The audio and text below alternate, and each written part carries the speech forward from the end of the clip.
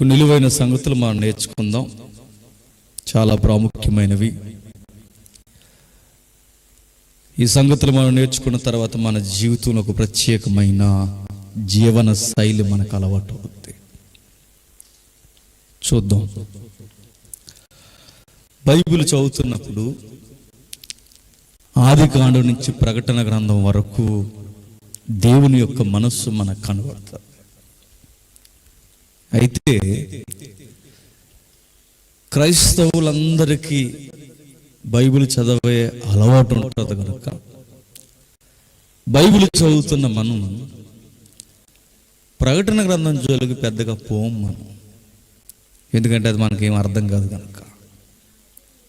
అయితే గ్రంథమంతా మనకు అర్థం అవ్వాలని నేను అనుకోవట్లేదు, కానీ కొన్ని ప్రాముఖ్యమైన సంగతులు మనకు అర్థమైతే మిగిలిన మనకు అర్థం కాకపోయినా పెద్ద ఇబ్బంది పడదు, ఎందుకంటే అసలు విషయం మనకు అర్థమైపోతే. చూద్దాం ఒకసారి. ప్రస్తుత జరుగుతున్న పరిస్థితులకి, జరగబోయే భవిష్యత్తుకి, మన జీవితాలకి ముడిపడి ఉన్న ఒక 2 అధ్యాయాలు మనం ధ్యానిద్దాం. అందరూ బైబిల్ ఓపెన్ చేయండి. ప్రకటన గ్రంథం 6వ అధ్యాయం, ప్రకటన గ్రంథం 6వ అధ్యాయం 14వ వచనం. మరియు ఆకాశ మండలము చుట్టబడిన గ్రంథము వలె తొలగిపోయాను, ప్రతి కొండయు ప్రతి దీపము వాటి వాటి స్థానములు తప్పెను. ఆగుదాం. 6వ అధ్యాయంలో 6వ ముద్ర దేవదూత స్టార్ట్ చేసిందట. ఏం జరుగుతుందో చూడండి. 6వ అధ్యాయంలో 6వ ముద్ర ఎప్పబడుతుంది. ఏం జరుగుతుంది? సంఘం గమనించవలసిన విషయాలు మనకు నేర్పిస్తుంది. ప్రకటన గ్రంథం అనేది ఖచ్చితముగా ఎక్కువ పాళ్ళు భవిష్యత్తుకు సంబంధించిన విషయాలు రాయబడ్డాయి. మనకెందుకండి ఈ సందర్భంలో అని మీరు అనుకుంటున్నారేమో. సంఘంలో అడావుడు స్టార్ట్ అయిందో లేదో నాకు తెలియదు, కానీ న్యూస్ మీడియాలో అడావుడు స్టార్ట్ అయింది. విన్నారా? యేసు ప్రభు త్వరగా వచ్చేస్తున్నాడు అని. ఈ మాట న్యూస్ మీడియా చెప్పకూడదు, మరెవరు చెప్పాలి? సంఘం చెప్పాలి. సంఘం చెప్పట్లేదు, మరి ఎవరు చెప్తున్నారు? న్యూస్ మీడియా చెప్తుంది. వాళ్ళేం చెప్పగలరంటే వారు అరకొరగా చెప్పగలరు అంతే. మరి ఎవరు చెప్పగలరు? బైబిల్ని బాగుగా ఎరిగిన సంఘం చెప్పగలరు. అందుకే వారు ఒక 20% నిజాలు చెబితే మిగిలిన 80% అబద్ధాలు కలిపి చెబుతున్నారు.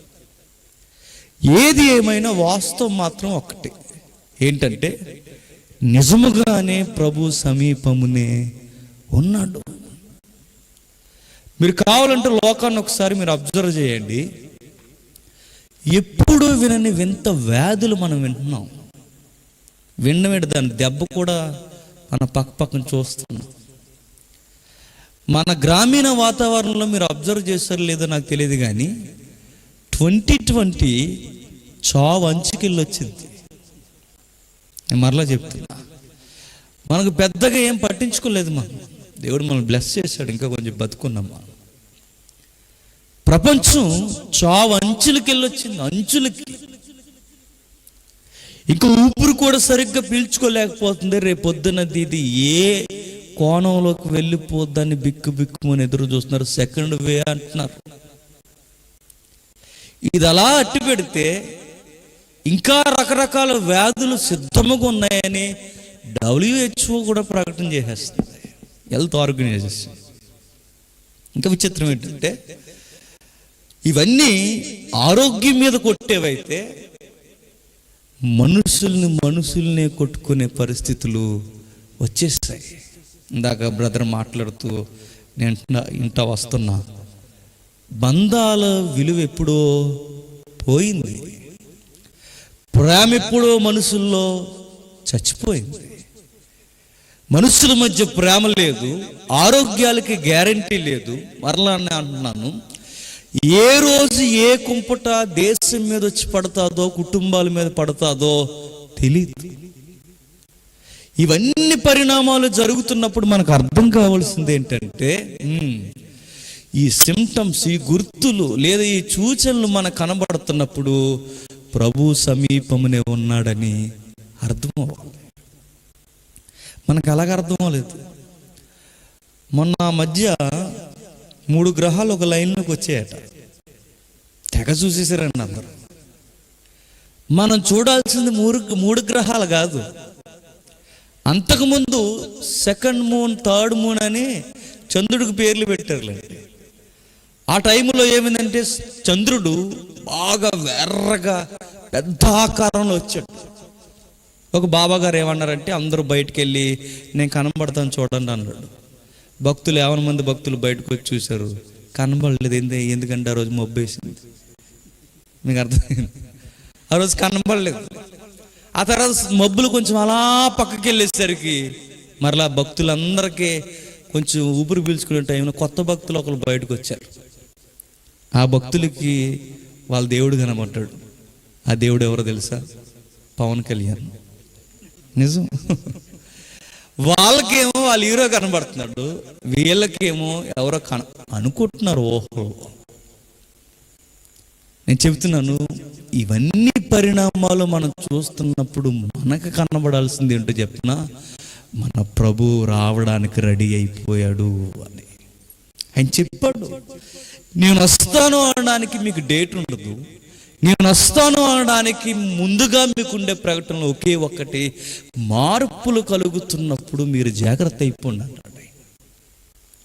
ప్రకృతిలో మార్పులు కలుగుతున్నప్పుడు, మనుషుల మధ్య సఖ్యతలు పోయినప్పుడు, మనుషుల మధ్య ప్రేమలు పోయినప్పుడు, సొసైటీలో బతకడం కష్టమైనప్పుడు, గర్భిణీ స్త్రీకి ప్రసవ వేదన వస్తున్న గుర్తులు లోకం గుర్తిస్తుందో లేదో కానీ సంఘం మాత్రం ఖచ్చితంగా గుర్తించాలండి. ఎందుకంటే అకస్మాత్తుగా ఆయన వచ్చేస్తాడట.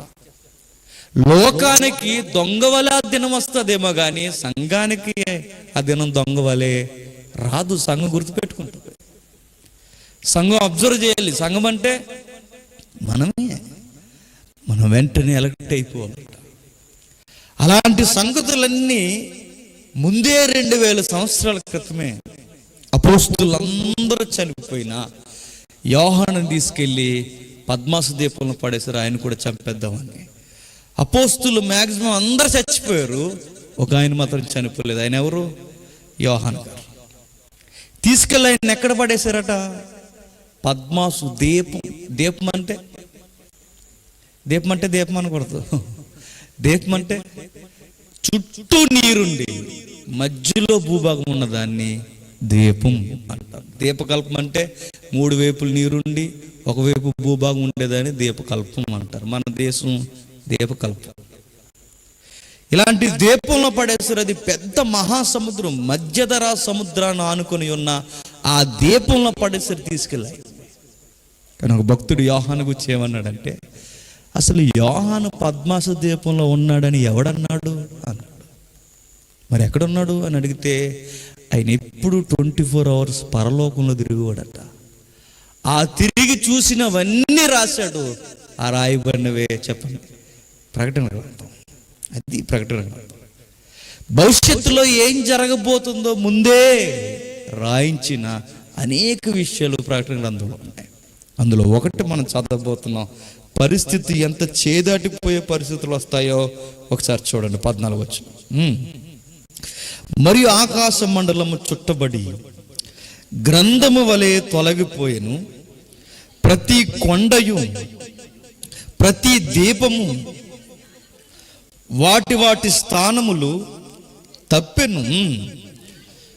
భూరాజులను, గనులను, సహస్రాధిపతులను, ధనికులు, బలిష్ఠులు, ప్రతి దాసుడు, ప్రతి స్వతంత్రుడు కొండ గుహల్లోనూ బండ సందుల్లోనూ దాక్కుని సింహాసనాసీనుడై ఉన్న వాని యొక్క గొర్రెపిల్ల యొక్కయు ఉగ్రత మహాదినము వచ్చెను.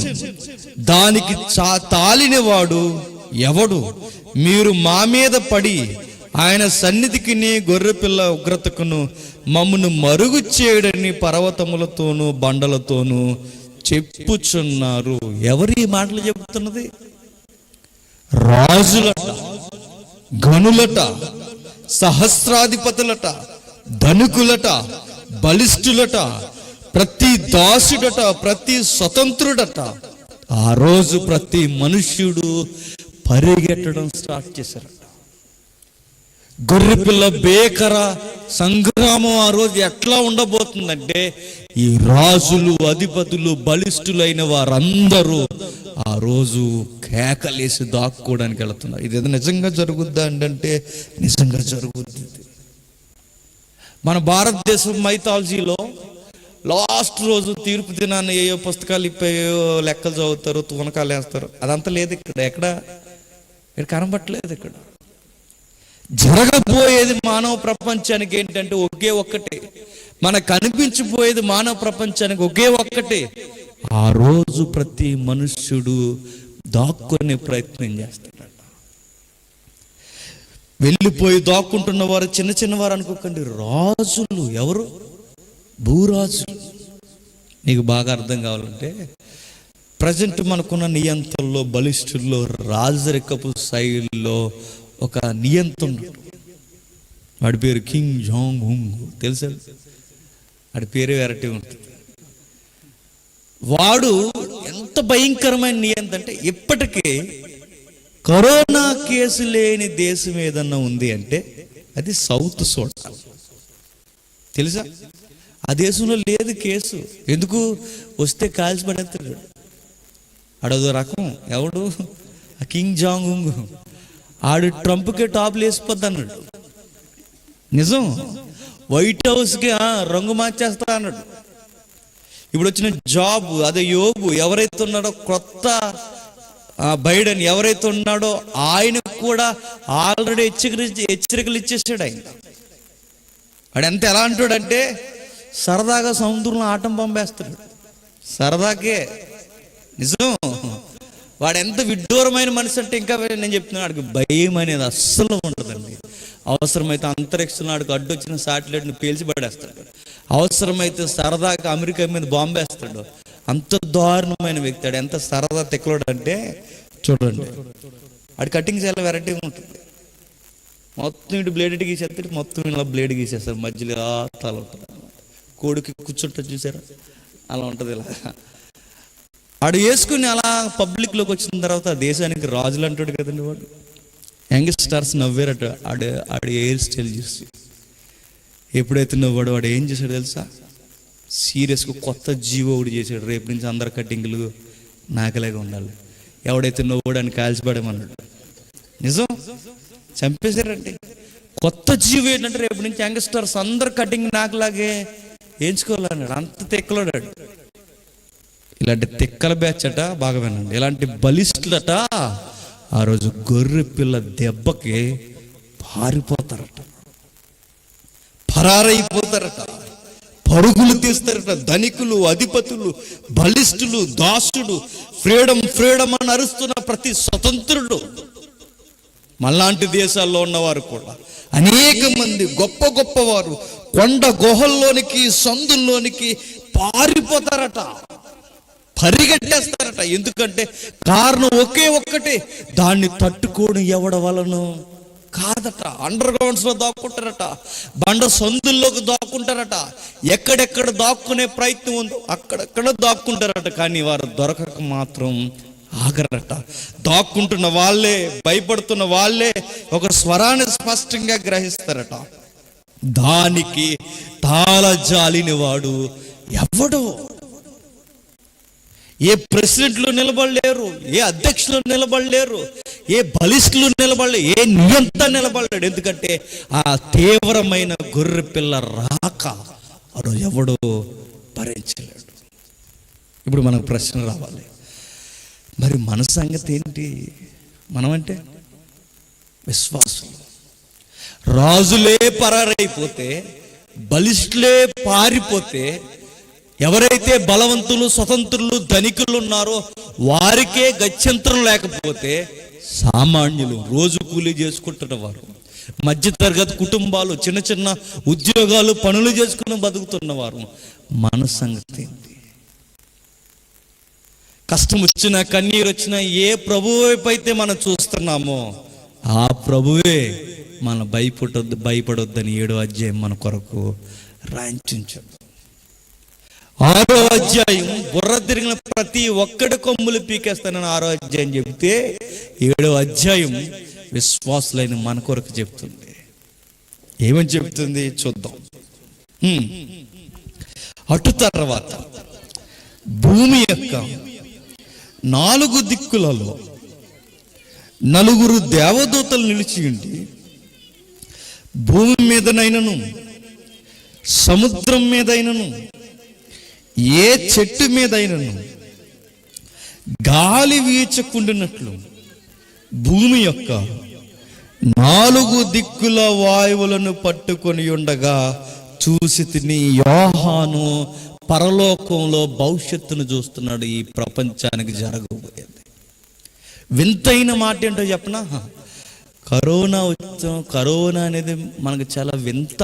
అంతకుముందు, ఇప్పుడు అలవాటు అయిపోయింది, కానీ అంతకుముందు కరోనా అంటే అదేంట్రా అని అడిగేవారు. అంతకుముందు ఆ వ్యాధి ఏంటంటే ఏమో ఎలా వస్తుందంటే తుమ్ముతో వచ్చేస్తుందట, దగ్గుతో వచ్చేస్తుందట, సెకండ్ ఇస్తూ వచ్చేస్తుందట, దగ్గరకు వచ్చి మాట్లాడుతూ వచ్చేస్తుందట. ఎప్పుడైనా విన్నామండి ఇలాంటివి? ఇప్పుడు అలవాటు అయిపోయింది కాబట్టి కొంచెం కరోనా అనగానే అంటున్నాం. అంతకుముందు వింత. మరొక వింతైన మాట ఏంటో చెప్పిన, ప్రపంచానికి ఒక వింతైన సమస్య రాబోతుందట. ఆ సమస్య ఏంటంటే గాలి అందదట, ఆక్సిజన్ లెవెల్స్ పడిపోతాయట. ప్రపంచానికి ఎలాంటి గొడ్డు పరిస్థితి రాబోతుందంటే భవిష్యత్తులో జరగబోతుంది. ఇది ఖచ్చితంగా. ఆ రోజుకి మనం బతుకుండొచ్చు, ఉండకపోవచ్చు. ఒకవేళ మనం బతుకుంటే ఆ రోజును మనం ఖచ్చితంగా చూస్తాం. ప్రపంచానికి గాలి అందని రోజులు రాబోతున్నాయంట. ఎలా అంటే దేవుడు ఈ 4 దిక్కులకి 4 దేవదూతలను దించి ఆ దేవదూతలతో ఆక్సిజన్ లెవెల్స్ని బంధించేస్తాయట. మనకు అర్థం కానిది ఏంటంటే, ప్రకటన గ్రంథంలో చాలా మనం చదువుతున్నప్పుడు ప్రతి దానికి ఒక లెక్క ఉంటుందట. కరోనా వచ్చింది అనుకోండి, ఆటోమేటిక్గా దానికి ఆగిపోతుంది. అంతకుముందు ఏ వ్యాధులు వచ్చినా దానికి ఆగుద్ది. మీరు కావాలంటే అబ్జర్వ్ చేయండి. పేగు వ్యాధులు వచ్చాయి, ఆగిపోయినాయి. దానికి భయంకరమైన వ్యాధులు వచ్చాయి. ఎందుకు ఎప్పటి వరకు ఆగకుండా ఉంటాయంటే వాటి లెక్క పూర్తి అంతవరకు అది పనిచేస్తూనే ఉంటుందట. దాన్ని ఎంతమందిని మట్టు పెట్టాలో ఆ లెక్క జమ అయ్యేంత వరకు, అప్పటి వరకు ఆ వ్యాధి పనిచేస్తూనే ఉంటుందట. మీరు కరోనా చూడండి, ఒక విధముగా దేవుడు అనుమతిస్తే వచ్చింది. దేవుడు అనుమతి ఇచ్చాడు కాబట్టే లోకానికి మనకు ఒక అటెన్షన్ నేర్పించడానికి వచ్చింది కరోనా. కాదు చెప్పండి, కరోనా వచ్చి నన్ను అడిగితే రాలిపోయిన వారి సంగతి పక్కన పెడితే మిగిలిన వారికి మాత్రం పద్ధతి వచ్చిందా లేదా? టైంకి చూడండి, కరెక్ట్గా 6 గంటలకి అందరూ ఇంటికి వెళ్ళిపోయేవారు. టైంకి 6ంటికి అందరూ భోజనం చేసి పడుకున్నారు. రోడ్లను తిరిగి వాళ్ళు లేరు, సోది కబుర్లు చెప్పేవాళ్ళు లేరు, సెంటర్లో నిలబడే బ్యాచ్ లేరు, సిగరెట్ల బ్యాచ్ లేరు, మందు బ్యాచ్ లేరు, సినిమా థియేటర్లు లేవు, ఏమీ లేవు. మరి ఎక్కడ పోయారు? 6ంటికి చక్కగా ఆనందం చేసి నిద్రపోయారు. బ్రాందీ షాపులు లేవు, ర్యాగింగ్ లేవు, రేపులు లేవు, ఏమీ లేవు. కరోనా చేంజ్ చేసిందంటే అటెన్షన్ నేర్పించింది, పద్ధతి నేర్పించింది, బతుకు మీద విలువను నేర్పించింది. ఇంకా ఎంత సంస్కారం వచ్చిందో చెప్పినా అందరూ వందనాలు చెబుతున్నారు, దగ్గర రావద్దంటున్నారు. చూసారా? మాస్కులు కట్టుకుని పద్ధతిగా మాట్లాడుతున్నారు. చూసారా? మాట వినకపోతే పద్ధతి ఎలా నేర్పాలో దేవునికి బాగా తెలుసు. లోపలికి వెళ్ళిపోయిన తర్వాత ఎక్కడికి పోయిన ఈసారి చూడండి, స్నానాలు చేయడం కూడా టైంకి 3 పూట్ల స్నానాలు చేశారు. దేనికి? కరోనా. అన్నీ నేర్పించింది. ఒక మాటలో చెప్పాలంటే పద్ధతులు బాగా నేర్పించింది. దేవుడు ఒక విషయాన్ని అనుమతించాడంటే పద్ధతిని నేర్పిస్తాడు. పద్ధతికి కట్టుబడని వాడు మట్టు పెట్టడానికి కూడా సిద్ధమవుతాడు. ఖచ్చితంగా ఆ రోజు ఎంతో మంది రాలిపోయారు, ఎంతో మంది ఆవిరైపోయారు. సజీవుల లెక్కల్లో మనం ఇంకా ఉన్నాం. భయంకరమైన పరిస్థితులు ఏం రాబోతున్నాయంటే ఆక్సిజన్ అందదట. ఆక్సిజన్ సర్కిల్ ఒకటి ఉంది కదండి, చెట్లు, సముద్రము ఇవన్నీ మిళితమై ఉన్న ఈ సర్కిల్ని ఆ రోజు దేవదూతలు ఏం చేస్తాయట? బంధించేస్తాయి. ఎటు పోకుండా గాలిని ఎక్కడికే వేర్చకుండా 4 వైపులా బంధి. ప్రస్తుతానికి మనకు వింతగా ఉండొచ్చు, ఆ రోజు రాబోతుంది. ఒకవేళ మీకు నమ్మశక్యం కాకపోతే ఇప్పటికే హాస్పిటల్కి పోతే మనకు హాస్పిటల్లో అమ్ముతున్నారు. ఏంటి చెప్పండి? ఆక్సిజన్. ఇది వింత కాదా? ఇది ఊరకే ఉచితముగా పీల్చుకునే గాలి హాస్పిటల్కి పోతే అమ్మడం ఏంటి? రేపొద్దున ఇంకా ఎలా ఉంటాయి పరిస్థితులు? ఇంకా ఇంకా ఘోరాతి ఘోరంగా పరిస్థితులు మారిపోతున్నాయి. ఆ పరిస్థితులు మారబోతున్నప్పుడు ఎలా ఉంటుందంటే ఈ గొడ్డి పరిస్థితి రాబోతుంది. అయితే ఇది మనం భయపడవలసిన అవసరం లేదట, విశ్వాసులుగా భయపడవలసిన అవసరం లేదట. మరి ఎవరికి ఊపిరి అందదు, ఎవరికి గాలి అందదంటే ఎవరైతే గొర్రె పిల్లకి సంబంధం లేని వారో వారికి ఆక్సిజన్ అనేది అందదట. ఇంకా వింత ఏంటో చెప్పనా? ఆ రోజు ఎలా ఉంటుందంటే ఒక విశ్వాసి అవిశ్వాసి ఉన్నప్పుడు, ఒకవేళ ఇద్దరు ఒకే సీన్లో ఉన్నప్పుడు అవిశ్వాసి గాలి అందకపోతే మరొకటి గాలి అందుతుంటుందట. అదేం వింత అంటే అదే వింత. నాకు ఊపిరి అందుతుందిరా అంటే మరొకడు అంటాడు నాకు ఊపిరి అందట్లేదురా అని. మీకు అర్థమవుతుందా? నాకు ఊపిరి బాగానే ఉందిరా అంటే వీడికి లేదు. మీరు కావాలంటే చూడండి, కరోనా మ్యాక్సిమం అందరిని పలకరించి వెళ్ళిపోయింది, కానీ కొంతమంది బతికారు, కొంతమంది బతకలేదు. ఎందుకు? వాళ్ళు పని చేసింది, వాళ్ళు పని చేయలేదు. ఆ రోజు కూడా పరిస్థితులు ఎలా ఉంటాయంటే మీరు ఆలోచించండి. కొంతమందికి ఊపిరి అందక రాలిపోతారట, కొంతమందికి ఊపిరి బాగానే అందుద్దట. ఎవరికి అందదు, ఎవరికి అందుద్ది అంటే గొర్రె పిల్లకు సంబంధించిన వారికి ఊపిరి అందుద్ది, గొర్రె పిల్ల సంబంధంలో లేని వారు రాలిపోతారు. ఇంకా పరిస్థితులు ఎలా ఉండబోతున్నాయి కిందకి చెప్తున్నాడు చూడండి. మరియు సజీవుడకు దేవుని ముద్ర గల ఏరొక దూత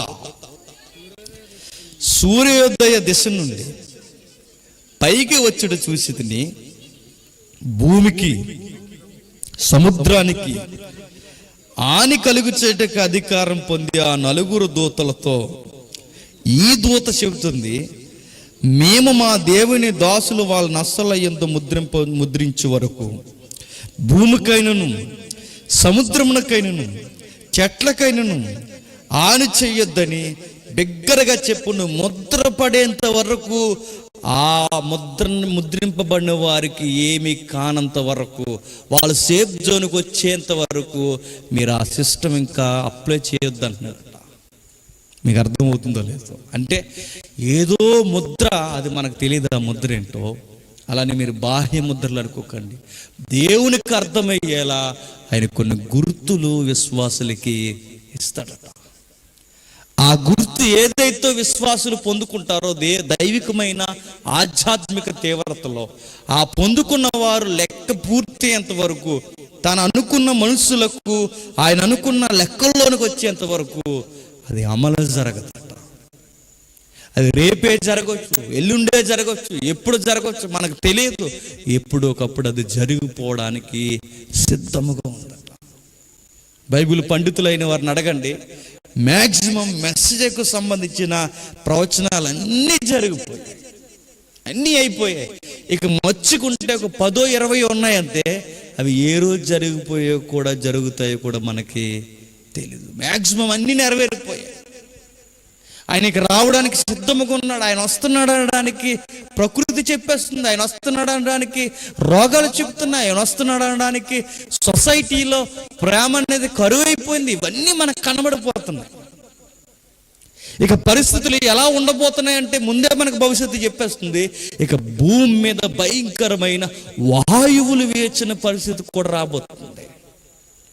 ఇలాంటి టైంలో ఎప్పటికైనా మన బ్రతుకులు సర్దుకోకపోతే, ఎప్పటికైనా మనం మార్పుని అంగీకరించకపోతే, ఎప్పటికైనా రక్షణ అనుభవంలోనికి రాకపోతే, ఇక ఆ ఉగ్రత దినం నుంచి మనల్ని ఎవరు కాపాడలేరు. నేను మిమ్మల్ని భయపెట్టడానికి చెప్పట్లేదు. మీరేదో భయానికి గురైపోయి ఈరోజు మీరు బాప్తిసం తీసుకుంటారనుకోండి నేను చెప్పట్లేదు. నేను చెప్పాలనుకుంటున్నది ఒకే ఒక్కటి, సమస్య పెద్దగా మన కళ్ళ ముందుకు రాబోతుంది. ఇప్పుడు జరుగుతున్న సమస్యలు పెద్ద సమస్యలు ఏమీ కావని ఆ విషయం మీకు అర్థం అవ్వాలని చెప్తున్నాను.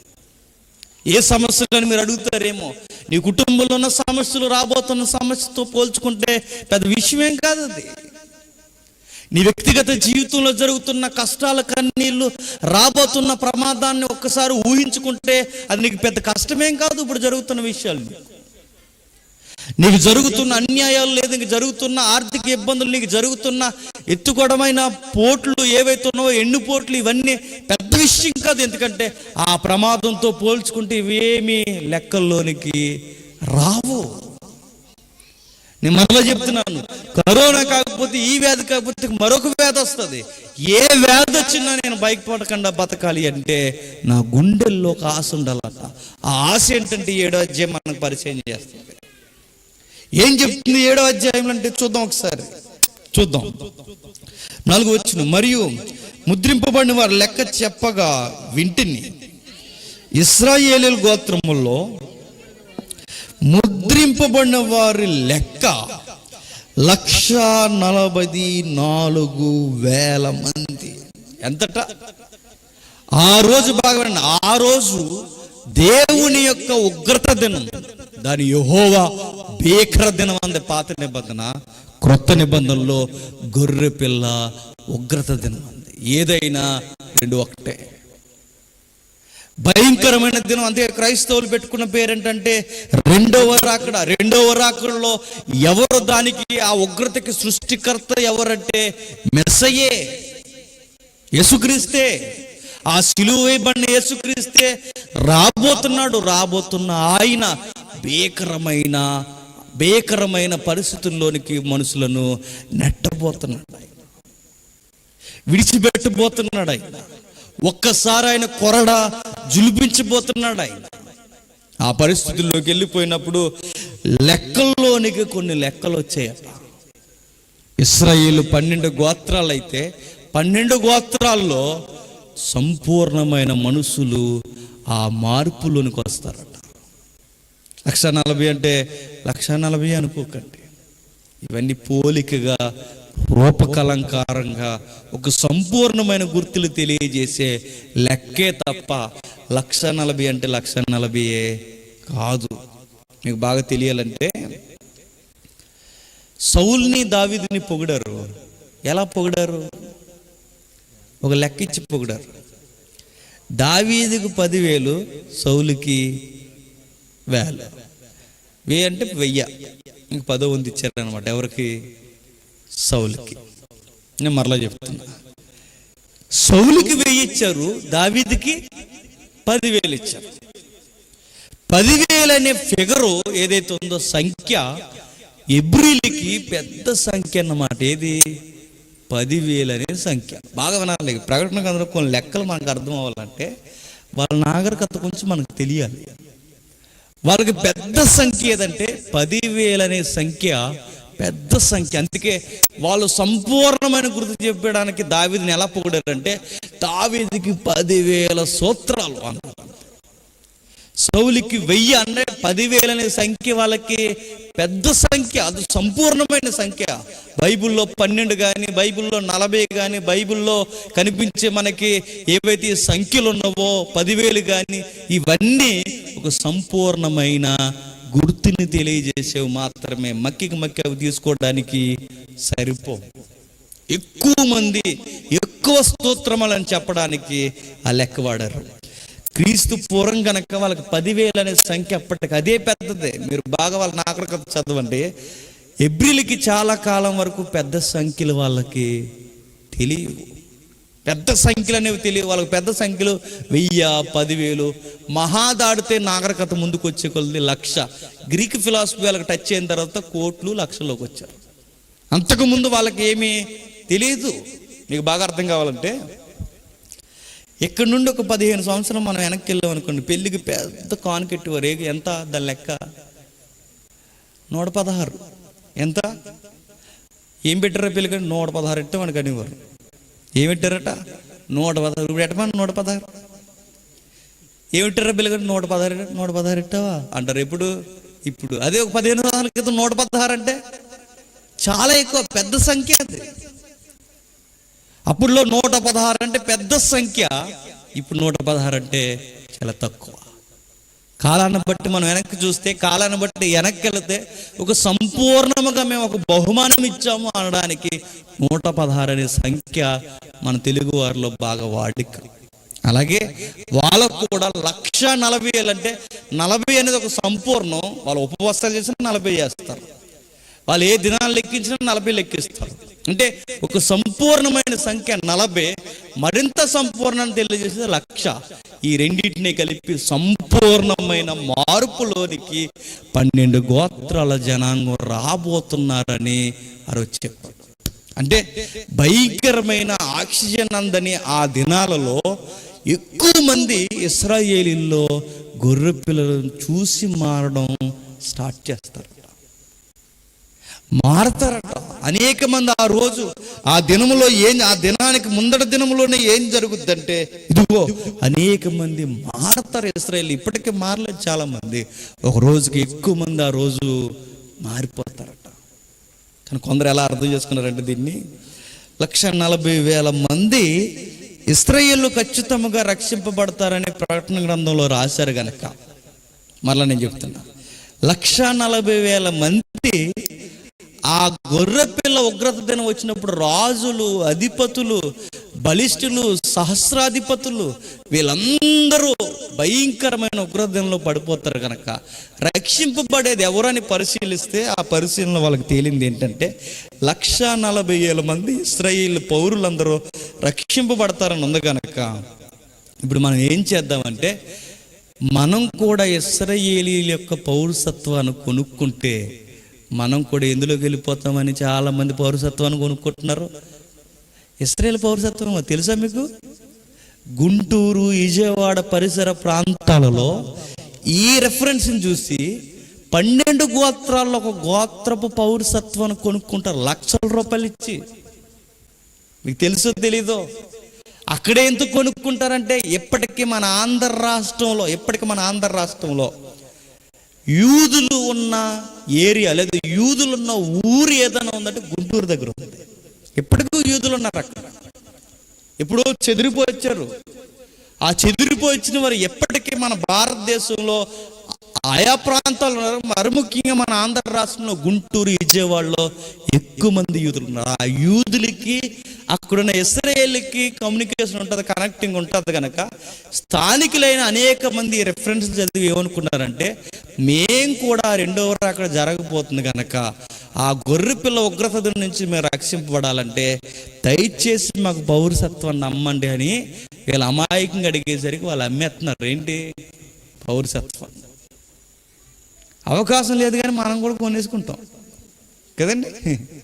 అవకాశం లేదు కానీ ఇలాంటి వింత పరిణామాలు, అదంతా ఏదో అందులోకి వెళ్ళిపోతూ వచ్చేసేది కాదు. ఇదంతా ఏంటంటే మార్పుకు చెప్పే లెక్కే తప్ప, సంపూర్ణమైన మనుషులు వస్తారని చెప్పేదే తప్ప వేరొక విషయాన్ని గూర్చి కొనుక్కోవడానికో జమ చేసుకోవడానికో చెప్పే విషయం ఏమీ కాదు. బాగా వినండి, అర్థం కానట్టే ఉంటుంది. చివరికి వెళ్ళేసరికి మనకు అన్ని అర్థం అవుతాయి. ఇంకా కిందికి వెళ్దాం. 9వ వచనం. ఎంతెంత మంది వస్తారో ఎలా వస్తారో చెప్పుకొచ్చాడు పోలికగా. 9వ వచనం. నేను చూడగా ఇదిగో ప్రతి జనములో నుండి, ప్రతి వంశంలో నుండి, ప్రతి ప్రజలో నుండి, ఆయా భాష మాట్లాడు వారిలో నుండి వచ్చి ఎవడునూ లెక్కింపజాలని ఒక గొప్ప సమూహము కానబాడేను. ఏం చెప్తున్నాడు? ఒకవేళ 1,40,000 అనుకుంటే కిందికి వచ్చేసరికి ప్రపంచంలో నుంచి ఇంకా మరల ఎంతమంది రాబోతున్నారట? లెక్కింపజాలనంత మంది రాబోతున్నారు. అంటే ఈ మాటలకు అర్థం ఏంటంటే, పరలోకంలో ఆ రోజు గొర్రెపిల్ల ఉగ్రత దినంలో ఆ రోజు మన ఊహలకు అందనంత మంది రక్షణలోనికి వచ్చి ఉంటారట. ఎందరో ఎందరో ఉంటారట. ఆ రోజు లక్షల కోట్ల మంది అప్పటికే యేసుక్రీస్తుని రక్షకుడుగా అంగీకరించి భయంకరమైన ఉగ్రత దినం నుంచి రక్షింపబడ్డానికి విశ్వమంతా చుట్టబడిపోతున్న పరిస్థితుల్లో, భూమి కంపించిపోతున్న పరిస్థితుల్లో, పంచిపోతాలు మిక్కటమైన యాండ్రముతో ఒక్కసారి ఊపందుకున్న టైంలో రాజులు పారిపోయి, బలిష్ఠులు పారిపోయి, ఇంతమంది ఒక్కొక్కరు పరుగులు తీస్తున్న టైంలో ఎక్కువ మంది, చాలా మంది అటు అన్యుల నుండి అటు ఇశ్రాయేలీయుల నుండి పరలోకంలోనికి రావడానికి సిద్ధమైపోయిన పెద్ద గుంపు మనకు కనబడుతుందట. వీళ్ళందరూ ఎక్కడికి వెళ్తారంటే, ఎంత వింతైన మాటలు రికార్డ్ చేశాడో చూడండి యోహాను గారు. సింహాసనాసీనుడైన మా దేవునికి, గొర్రె పిల్లకును, మా రక్షణకే స్తోత్రం అని మహాశబ్దముతో ఎలుగెత్తి చెప్పురి. ఎక్కడ చెప్పురి? ఎక్కడ చెబుతున్నారు? వీళ్ళందరూ ఎక్కడికి వెళ్ళారు? లెక్కింపజాలనంత ఈ జనము, లెక్కింపజాలనంత ఇశ్రాయేలు జనము, వీళ్ళందరూ కలిసి, ఈ విశ్వాసులందరూ ఎక్కడికి వెళ్ళారంటే చెబుతున్నాడు, వారు తెల్లని వస్త్రములు ధరించుకున్న వారై ఖర్జూరపు మట్టలు చేత పెట్టుకొని సింహాసనం ఎదుటను గొర్రెపిల్ల ఎదుటను నిలబడి. అంటే ఎక్కడికి వీళ్ళందరూ వెళ్ళబోతున్నారంటే మేఘాల మీద పరలోకానికి వెళ్ళబోతున్నారు. నిజంగా నేను చెప్తున్నాను, ఇది మీకు ఎక్కుతుందో లేదో నాకు తెలియదు, కానీ ఇది మీకు అర్థమవుతుందో లేదో నాకు తెలియదు, కానీ జరగబోయే వాస్తవం మాత్రం ఇదే. నిజంగా ఈ విషయాలు మనం జీర్ణించుకుంటే, ఈ వాస్తవాన్ని, సువార్తను మనం నమ్మేస్తే, ఆ కనిపిస్తున్న గుంపులో మనం కూడా చేరిపోతామట. ప్రపంచంలో మీరు ఎంతంటే బతకండి, మీ ఆయుష్ను పొడిగించమని బతకండి, ఎంతైనా జీవించండి, ఈ లోకంలో సుఖం దొరకమన్నా దొరకదు. వ్యాధులు వస్తున్నాయి, బాధలు వస్తున్నాయి, సమస్యలు వస్తున్నాయి, పరిస్థితులు మారిపోతున్నాయి, కానీ ఈ భూమండలం మీద సమాధానం అనేది దొరకడం ఇంకా భవిష్యత్తులోకి మరీ ఘోరమైపోతుంది. మరెక్కడ నాకు మంచి జీవన శైలి, నాకు నిత్యత్వం లాంటి ఊపిరి నేను ఎక్కడ పీల్చుకోవాలంటే ఒకే ఒక్కటే, ఆ సింహాసనం ముందు మాత్రమే ఉండగలను. ఆ సింహాసనం ముందుకు నేను వెళ్ళాలంటే నేను ఏ గుంపులో ఉండాలట? ఆ ఎత్తబడే గుంపులోనికి రావాలట. లెక్కింపజాలనంత మంది ఆ రోజు ఎత్తబడబోతున్నారు. అక్కడికి వెళ్ళేటప్పటికి మనం కూడా ఉండాలట. వెళ్ళి వారు ఏం చేస్తారంటే, సింహాసనమే కూర్చున్న దేవునికి, గొర్రె పిల్లకును, మా రక్షణకే స్తోత్రమని మహాశబ్దముతో ఎలుగెత్తి చెప్పారు. ఏం చెప్తున్నారట? ఊహ కందని ఒక సీన్ చెప్తున్నాడు. ఎవరు? ఊహ కందని ఒక దృశ్యాన్ని చెప్తున్నాడు యోహాను.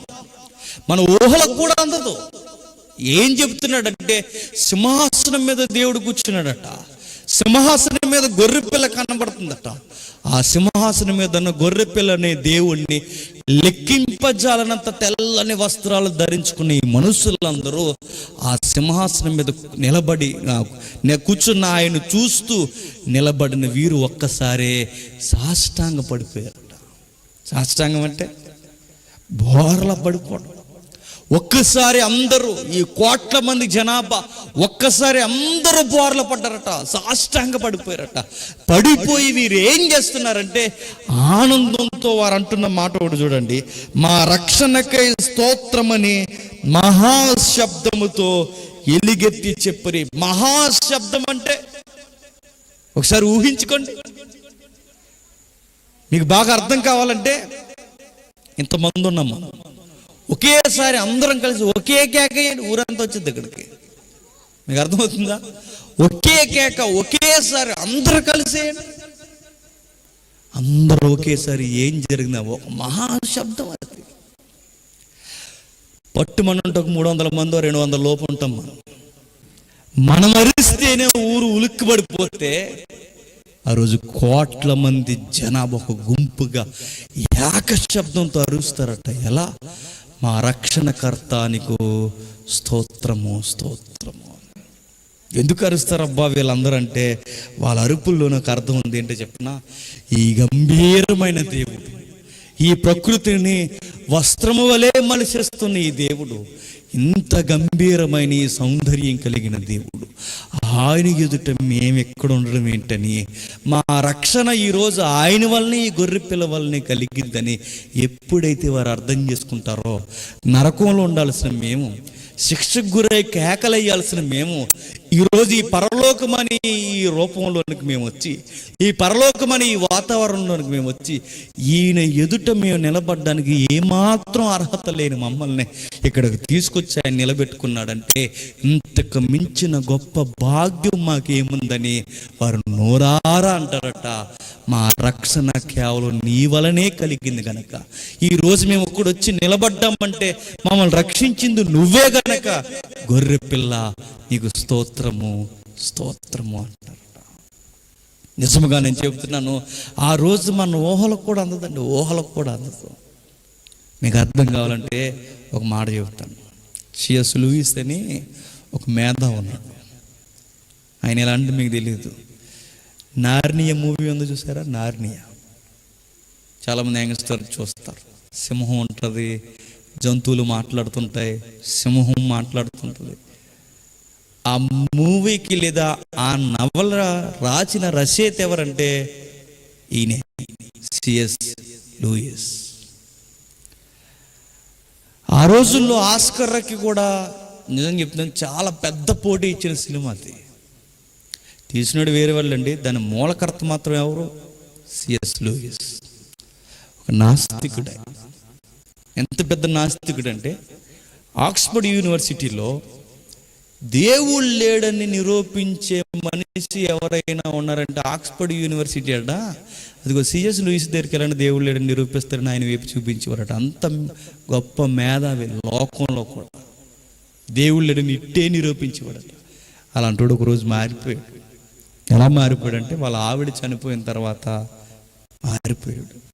ఆయన ఎలా మారాడంటే, ఆయన గుండెల్లో నుంచి వచ్చిన స్వరమే ఆయన మార్చేసింది. ఎట్లా అంటే, ఆయన యూనివర్సిటీలో విద్యను చెబుతున్నప్పుడు, యూనివర్సిటీలో బోధన చేస్తున్నప్పుడు అందరూ అనేక మంది స్టూడెంట్స్ వచ్చేవారు. అందులో ఒక స్టూడెంట్, ఒక అమ్మాయి క్యాన్సర్ వ్యాధితో బాధపడుతున్న, భయంకరమైన వ్యాధితో. ఈ నాస్తిక భావాలు ఉన్నవారు ఏం చేస్తారంటే, సొసైటీకి కొంచెం విడ్డూరంగా ప్రేమను ఎలా చూపించాలో నేర్పించాలన్నట్టుగా నాస్తికవాదంలో చేస్తూ సొసైటీలో కొంచెం కొన్ని ఈవెంట్లు చేస్తుంటారు. ఆయన ఏం చేశాడంటే, ఈ స్టూడెంట్ని ఇంకా జీవితం మీద తీసుకుపోయింది. ఇక ఏ రోజు చచ్చిపోతుందో కూడా తెలియదు, ఎప్పుడు చనిపోతుందో తెలియని టైంలో అందరూ ఆమెను చూసి ధైర్యం చెప్పడానికి బదులు ఆమెను చూసి జాలిపడేవారట. ఆ జాలి మరీ బాధకు గురి చేసేది ఎవరిని? ఆ అమ్మాయిని. ఎప్పుడైతే ఆ బాధను అబ్జర్వ్ చేసాడు, అతను వెళ్ళి ఏం చేశాడంటే, దేనికి భయపడుతున్నావు? ఈరోజు ఏం చచ్చిపోవాలి, రేపైనా చచ్చిపోవాలి, దేనికి నువ్వు భయపడాల్సిన అవసరం ఏమీ లేదు. అప్పటికైనా దేవుణ్ణి నమ్ముకోలేదు. ఏ రోజుకైనా చనిపోవాలి, చనిపోయి మనం భయపడడం దేనికి? ఉన్నంతకాలం హ్యాపీగా ఉంటాం అంటే ఆమె ఏం చెప్పాలో కూడా అర్థం కాలేదు. సరే, నా మాటల మీద నీకు నమ్మకం లేకపోతే, నీకు భవిష్యత్తు లేదనే కదా నీ బాధ, నేనేం చేస్తానంటే, నేను పెళ్లి చేసుకుంటాను, నన్ను చేసుకుంటావా అని అడిగాడు. ఆమెకి ఏం అర్థం లేదు, ఇంత పెద్ద పేరు ప్రఖ్యాతులు ఉన్న ఆయన నన్ను పెళ్లి చేసుకోవడం ఏంటి అని. నేను చెబుతున్న నిజమే, నువ్వు నన్ను పెళ్లి చేసుకుంటావా అని అడిగాడు. చేసుకుందాన్ని. తెలియకుండానే ఒకరి మధ్య ఒకరికి ప్రేమానురాగం రోజు రోజుకి పెరిగిపోయింది. ఒకరిని విడిచి ఒకరు ఉండలేనంత ప్రేమ వారు రోజు రోజుకి పెరిగింది. నిజానికి ప్రేమ అనేది ఎలా పుట్టుకొస్తుందంటే, చూసిన వెంటనే వచ్చేది ప్రేమ కాదు, అది చూసిన వెంటనే వచ్చేది ప్రేమ కాదు, పైపోయింది. నీకు అర్థమవుతుందా? పెళ్లి చూపులకు వెళ్తారా? పెళ్లి చూపులు చూసిన వెంటనే ప్రేమ వచ్చేది. ఇడికి ఏమొచ్చేసింది? ప్రేమ ఏం కనపడదు, ఇడికి ఏం కనపడలేదు. అది ప్రేమ కాదు, పిల్ల ఎర్రగా ఉంది అంతే, నచ్చేసింది ఇడికి. చూసిన వెంటనే కాదు. నిజమైన ప్రేమ రోజు రోజుకి వాళ్ళతో సహవాసం చేస్తున్నప్పుడు అప్పుడు పుట్టుకొస్తుంది, చూసారా? అది ప్రేమ. ఎందుకంటే ఆయనేంటో మనకు అర్థమవుతాడు, నేనేంటో వాళ్ళకి అర్థమవుతాను. అప్పుడు అర్థమైనప్పుడు అప్పుడు వస్తా, చూసారా? అది నిజమైన ప్రేమ. వీళ్ళకి నిజమైన ప్రేమ వచ్చింది. వాళ్ళకి వచ్చిన తర్వాత వారిద్దరూ ఒకరినొకరు ఎడవలేనంత బంధత్వంలోకి వెళ్ళిపోయారు. ఒకరోజు ఏమైందంటే, తనకి ఎలాగూ వ్యాధి ఉంది కనుక ఆ వ్యాధి వలన ఒకరోజు చచ్చిపోయింది. నాస్తికుడిగా ఏడకూడదని నిర్ణయించుకున్నాడు. తీసుకెళ్ళాడు, పూజ చేసాడు, ఇంటికి వచ్చాడు. తన జ్ఞాపకాలన్నీ తన ఇంట్లో ఉండిపోయినాయి. ఎవరైనా మనకు ఇష్టమైన వారు చనిపోయారు అనుకోండి, మన ఇల్లే మనకు చాలా ఎంతగా కనబడుతుంది తెలుసా? మీరు కావాలి, అందుకే అక్కడ ఉంచరు. చుట్టాలు ఏం చేస్తారు, ఒక 10 రోజులు తీసుకెళ్ళిపోతారు. మనకి ఎవరైనా దూరం అయిపోతే ఆ దూరం అయిపోయిన తర్వాత వాళ్ళతో గడిపిన ఆ ఏరియా మనల్ని చాలా ఇబ్బంది పెట్టేస్తుంది. మనకు కొత్త వింతగా భయంగా మనకు కనబడుతుంటుంది. సిఎస్ లూయిస్ కూడా తన ఇల్లు చాలా ఎంత కనబడిందట. అప్పుడే అన్నాడు, తను విడిచిపోయిన భార్యను చూసి, తన చనిపోయిన భార్యను చూసి అప్పుడు గాల్లోకి ఇలా చూసి అంటున్నాడట, దేవుడా ఇది నీకు న్యాయమా అన్నాడట. మనుషుల్ని ఇలా మరణం అనేది పెట్టి ఒక్కరినొకరు ఇడదీసేస్తున్నావు, ఇది నీకు న్యాయమా అని ఆకాశం వైపు చూసుకుని తిట్టుకుంటున్నాడట. ఎవరిని? దేవుడిని. వెంటనే ఉలిక్కిపోయాడు. అనుకున్నాడు, దేవుడే లేడన్న నేను ఏ దేవుని తిడుతున్నానని ఒక్కసారి ఆలోచన వచ్చిందట. మీకు అర్థమవుతుందో లేదో ఈ మాటలు? దేవుడే లేడన్న నేను నా భార్య చనిపోయేసరికి వద్దన్న నా మనసులో నుండి ఈ మాట ఎలా వస్తుంది? అప్పుడే అనుకున్నాడట, దేవుడు లేడన్న ప్రశ్నే దేవుడు ఉన్నాడన్న ఆన్సర్ కూడా ఉంది అన్నాడట. ఎట్లా అంటే, ఆకలేస్తుంది అనుకోండి పొట్టకి, దాని అర్థం ఏంటి? పొట్టకి ఆహారం ఉందని అర్థం. నీకు అర్థమవుతుందా? ఆకలేస్తున్నప్పుడు ఆహారం ఉన్నదన్నది ఎంత అర్థమో మరలా నేను చెప్తున్నా. ఆకలేస్తున్నప్పుడు ఆహారం ఉన్నది అన్నది ఎంత అర్థమో, దాహం వేస్తున్నప్పుడు నీళ్ళు ఉన్నాయి అన్నది ఎంత అర్థమో, దేవుడు ఉన్నాడా అని ప్రశ్న వస్తుందంటే దేవుడు ఉన్నాడని కూడా అంతే అర్థం అన్నాడు. మేధావి అన్నారు, అందుకే అయింది. తన మదిలోంచి వచ్చిన ప్రశ్నకి తానికే ఆన్సర్ దొరికేసింది, దేవుడు ఉన్నాడు అని. అలాంటి మేధావి ఒకరోజు ఈ ప్రకటన ఉన్న చదివితే ఒక మాట అన్నాడు. మారిపోయిన తర్వాత ఇదే ప్రకటన ఉంది, ఇవే సందర్భాలు చదువుతాయని అన్నాడు. ఆ రోజు పరలోకంలో ఎలా ఉండబోతుందంటే వాతావరణం, ఆ రోజు ప్రకటన గ్రంథం చదువుతున్న ఆయన అన్న వెలుగెత్తి చెప్పిన మాట ఏంటంటే, విశ్వాసులు, భక్తులు ఎవరైతే పరిశుద్ధులు, ఈ తెల్లని వస్త్రం ధరించుకున్న వారు ఎవరైతే ఉన్నారో ఆ రోజు పరిస్థితి ఎలా ఉండబోతుందంటే, ఒక మాటను వివరించి ఒక ఎగ్జాంపుల్ ఇచ్చాడు ఆయన. ఎవరెవరు ఉన్నారంట అక్కడ? దేవదూతలు ఉన్నాయట, 24 మంది పెద్దలు ఉన్నారట, ఆ తర్వాత మనుషులు ఉన్నారట, సింహాసనం మీద గొర్రెపిల్ల దేవుడు ఉన్నాడట. సింహాసనం మీద గొర్రెపిల్ల దేవుడు ఉన్న ఆయనను చూసి 24 మంది పెద్దలు, దేవదూతలు, 4 జీవులు, ఇంకా మనకు అర్థం కాని భాష అది, 4 జీవులు, ఇవన్నీ ఏవైతే ఉన్నావో వీళ్ళంతా కలిసి సాష్టాంగ పడిపోయి ఒక శబ్దం తరుస్తున్నారట. మహాశబ్దంతో దేవుని స్తుతిస్తున్నారట, దేవుణ్ణి కొనియాడుతున్నారట. ఆ సీన్ని చదివిన ఆయన అర్థం చేసుకుని ఒక ఎగ్జాంపుల్ ఇచ్చాడు ఆయన. ఆ రోజు ఎంత రమ్యంగా ఉంటుందంటే, ఇప్పుడు మీరందరూ ఇక్కడ ఉన్నారు, ఇలా కూర్చొని ఉన్నారు. నేను ఒక్కడిని చెబితే మీరందరూ ఆస్వాదిస్తూ వింటున్నారు. ఇంకా దీన్ని కొంచెం అడ్వాన్స్గా తీసుకుంటాం. ఒక మంచి సింగర్ ఎవరైనా వచ్చారనుకోండి, ఆ సింగర్ నిలబడి పాడుతున్నప్పుడు లక్షల మంది జనాంగం ఊగిపోతుంటారు, చూసారా? ఆ సాంగ్ వింటున్నప్పుడు. మన కాకినాడకి ఏఆర్ రెహమాన్ వచ్చాడు తెలుసా? నేను వెళ్ళండి, పాజిటివ్ చూశాను. ఏఆర్ రెహమాన్ ఎలా వచ్చాడంటే, డబ్బులు ఇస్తే ఏఆర్ రెహమాన్ ఏంటి, ఏఆర్ రెహమాన్ వాళ్ళ నాన్నగారు కూడా వచ్చేస్తారు. రారు. ఎక్కడ ఆస్కర్ అవార్డు, ఎక్కడ ఏఆర్ రెహమాన్, కాకినాడ బీచ్కి వచ్చేటి వచ్చేయాడు.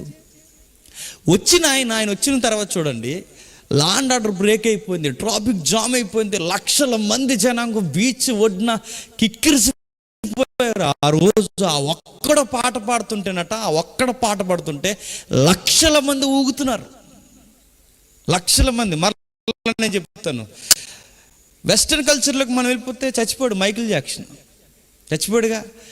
ఆడెలా ఊగితే పబ్లిక్ అంతా ఎలా ఊగేవారట, ఆడెలా ఊగితే పబ్లిక్ అంతా ఎలా ఊగేవారట, ఆడు ఎలా చేయితే పబ్లిక్ అంతా ఎలా చేయివారట, ఆడు ఎలా బట్టలు చింపేసుకుంటే అందరు బట్టలు చింపేసుకునేవారట. చూసారు? ఈ సింగర్స్ బాగా వినండి, ఈ ఎవరైతే ఉన్నారో సింగర్స్ ఏది చేస్తే అంటే, లక్షల మంది మధ్య ఒక డయాస్ మీద ఒక వ్యక్తి నిలబడి ఒక్క పాట పాడితే అందరు శ్రోతలు మైమరిచిపోతున్నారు. మైమరిచిపోయి ఆ పాటను ఆస్వాదిస్తూ పొగుడుతున్నారు. దీనికి రివర్స్ జరుగుతుందట ఎక్కడ? పరలోకంలో. ఎందుకు చెప్పనా? పాడేవాడు ఒక్కడు, వినేవారు లక్షల మంది. దీనికి రివర్స్ ఏంటంటే పరలోకంలో వినేవాడు ఒక్కడు, పాడేవారు కోట్ల మంది. శ్రోత, ఒకే ఒక్క శ్రోత సింహాసనం మీద ఉన్నాడట. సింహాసనం మీద కూర్చున్న శ్రోతను చూసి పాడుతున్న వాళ్ళు పులకించిపోతారట. మీకు అర్థమవుతుందో లేదో? ఈ మాటలు మీకు ఎలా అర్థమవుతున్నాయో కూడా నాకు తెలియదు. సింహాసనం మీద కూర్చున్న దేవుడు ఆయన వింటుంటే పాడుతున్న వారు పులకించిపోతారట. భూలోకంలో ఏం జరుగుతుంది? పాడుతున్నవాడిని చూసి వింటున్న వాళ్ళు పులకించిపోతారు. నీకు అర్థమవుతుందా? పాడుతున్నవాడిని చూసి వీళ్ళు ఆస్వాదించి వీళ్ళ పులకించిపోయి బట్టలు నింపేసుకుంటున్నారు. చూసారా? వీళ్ళని చూసి. కానీ పరలోకంలో జరిగేది ఏంటంటే వింటున్న ఆయన చూసి, ఎందుకు ఆయన అలా చూసి వీళ్ళు ఎంత పులకించిపోతారంటే వాళ్ళకి అర్థమైంది ఏంటంటే ఈ గంభీరమైన దేవుని దగ్గరికి మేము రావడం ఏంటి, నరకంలో ఉండాల్సిన మేమంతా ఈయన ముందు మేము నిలబడ్డం ఏంటి? ఒక్క మాట మాకు బాగా అర్థమైంది. గొర్రెపిల్ల ఈయన కలగజేసుకోకపోతే మాకు రక్షణ లేదుగాక లేదు. ఇలాంటి గొప్ప భాగ్యాన్ని ఈ దేవుడు మాకు ఇచ్చాడు కనుక ఈ దేవునికి మేము స్తుతులు చెల్లించకపోతే ఏం చెల్లించాలని వాళ్ళ బతుకులకు దేవుడు చేసిన ఆ గొప్ప కార్యాన్ని మమ్మల్ని ఎక్కడెక్కడి నుండి తీసుకొచ్చాడు. రాజులు చచ్చిపోయే పరిస్థితుల నుంచి మమ్మల్ని తీసుకొచ్చాడు. భయంకరమైన బలిష్ఠులు చనిపోయారు కానీ మమ్మల్ని రక్షించాడు. స్వతంత్రులు చనిపోయారు అయినా మమ్మల్ని రక్షించారు. ప్రతి ఒక్కరూ దాక్కునే ప్రయత్నం చేశాడు. మమ్మల్ని మేఘాల మీద ఎత్తుకొని తీసుకొచ్చేసాడు, మమ్మల్ని రక్షించాడు. ఇలాంటి ఆయన అలాంటి పరిస్థితుల్లో మేధావులు ధనికులు అందరూ చచ్చిపోతే మమ్మల్ని మాత్రం కాపాడాడంటే మాకు ఏం అర్హత ఉందని కాపాడాడు.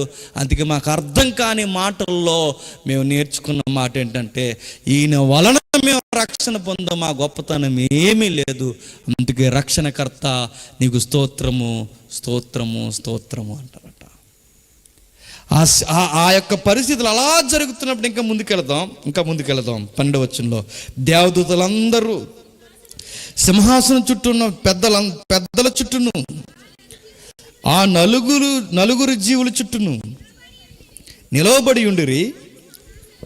వారు సింహాసనం ఎదుట సాష్టాంగపడి ఆమేన్, యుగ యుగముల వరకు మా దేవునికి స్తోత్రము, మహిమ, జ్ఞానమును, కృతజ్ఞతాస్తుతియు, ఘనతయు, బలమును కలుగును గాకని చెప్పుతూ దేవునికి నమస్కారము చేసిరి. ఏమంటున్నారు చూసారా? వారు పులకించిపోయి వాళ్ళు అంటున్న మాటలు దేవునికి స్తోత్రము, శక్తియు, ఘనత, బలము అన్నీ ఆయనకి చెబుతున్నారట. నేను ఒక మాట మీకు బాగా అర్థం అవ్వాలంటే,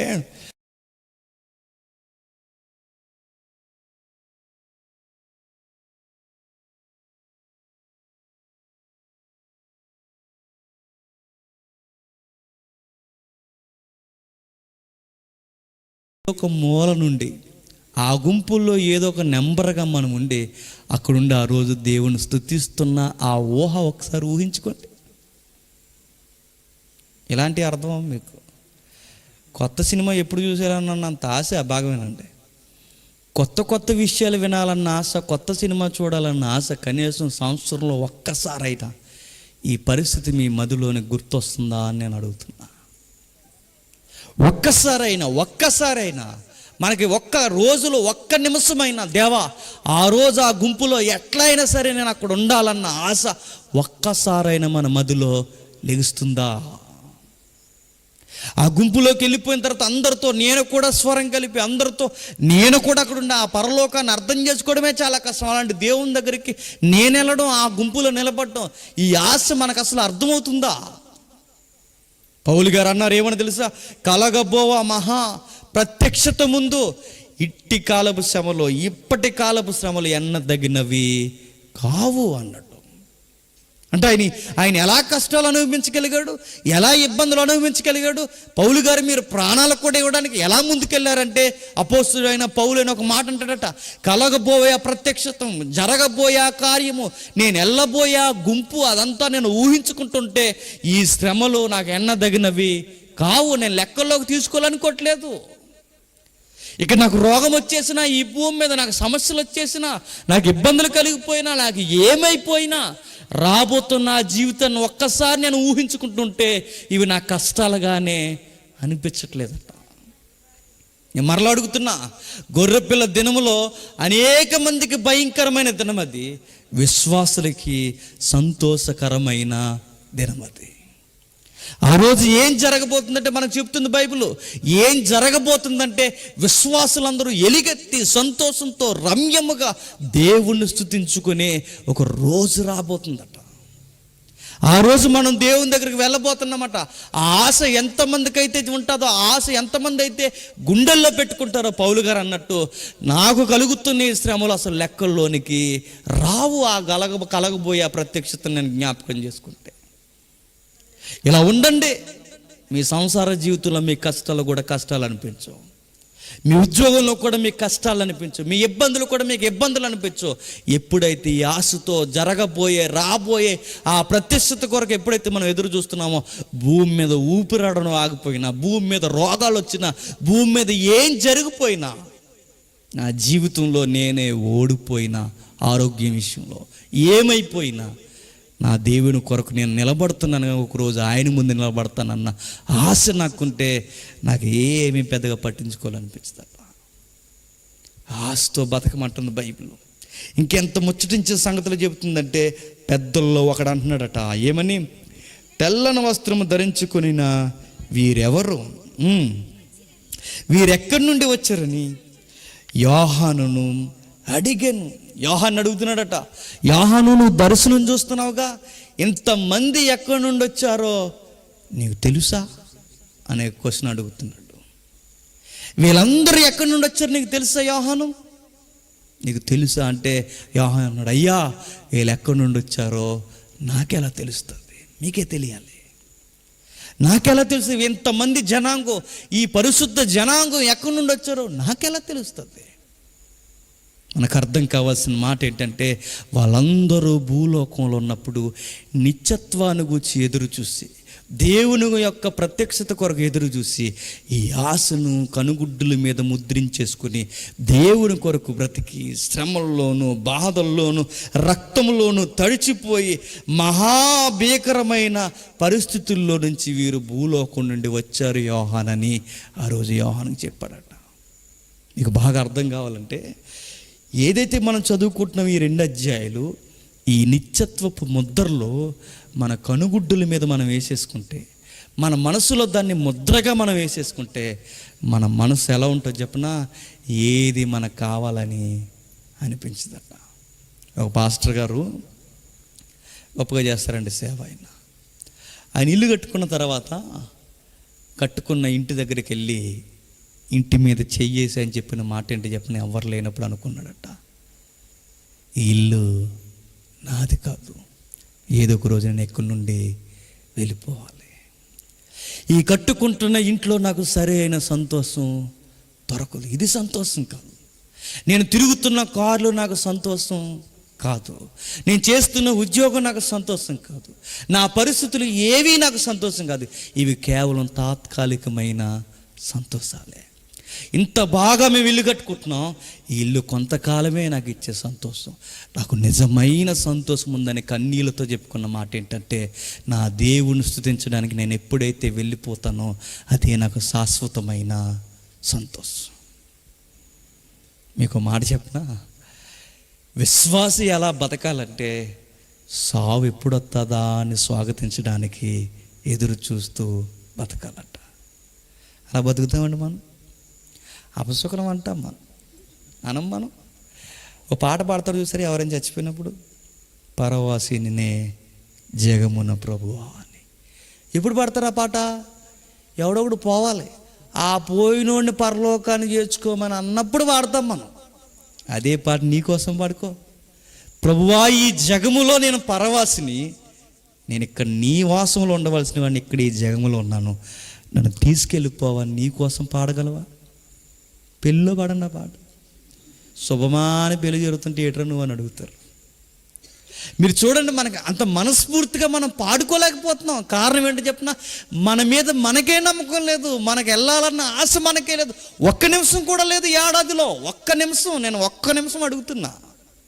2020లో దేవా ఈ కరోనా వస్తే, ఒకవేళ నాకు వస్తే నేను నీ దగ్గరికి వచ్చేయడానికి నేను రెడీ అని ఒక్కసారి మీరు ధైర్యంగా అనుకోగలిగారా? ఒక్క నిమిషం అనుకోలేము. మనం రోడ్డు మీద వెళ్తున్నప్పుడు, ఎన్నో ప్రమాదాలు జరుగుతున్నప్పుడు, దేవా నేను వెళుతున్నా, నీ చిత్తమైతే మరలా ఇంటికి వస్తా. ఒకవేళ ఏమన్నా రోడ్డు మధ్యలో జరిగితే, ప్రభువా నాకు అక్కడికి వచ్చేయాలని ఉంది, నువ్వు తీసుకెళ్ళిపోతుంది నీ చిత్తమని ధైర్యంగా రోడ్డు ఎక్కగలవా? మన ధైర్యంగా రోడ్డు ఎక్కేది అని చెప్పిన, ఇంటికి వస్తామని ఎక్కుతాం, మనం పరలోకం వెళతామని ఎక్కండి. రేపు పొద్దున్న నేను పరలోకం వెళ్ళిపోవాలని ఆశతో రోడ్డు ఎక్కండి. మీ వల్లవతో, మన వల్లవతో. మరలా చెప్తున్నాను, చావు ఇక అయిపోయింది, నా బతుకు నా కళ్ళ ముందుకు వచ్చేసింది అని ఎవరికైనా అర్థమవుద్ది. ప్రతి ఒక్కరికి చచ్చిపోయే ముందు ఒక్క నిమిషమైనా అర్థమవుద్ది, ఇదే నాకు లాస్ట్ మినిట్ అని.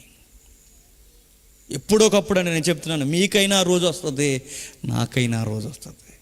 ఆ రోజు, ఆ చనిపోయే చివరి రోజు, ఆ చివరి నిమిషం మీ గుండెల్లో ఉండాల్సిన ధైర్యం ఒకే ఒక్కటి, దేవా నేను వచ్చేస్తున్నాను, నన్ను తీసేసుకోవాలి అనగలమా? మనం గట్టిగా 2 మోసం చేయాలంటే మనం కంగారు అయిపోతాం మనం కదా.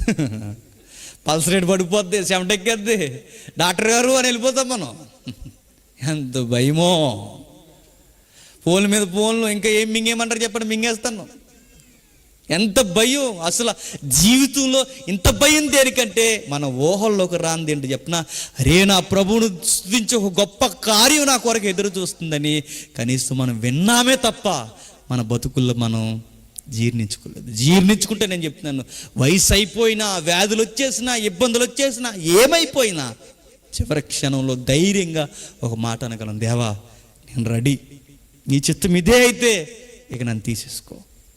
ఎంత కాదనుకున్నా లాస్ట్ డే, లాస్ట్ మినిట్లో కొన్ని పాత్రలు మనకు గుర్తొస్తాయి. ఎవరు వాళ్ళు?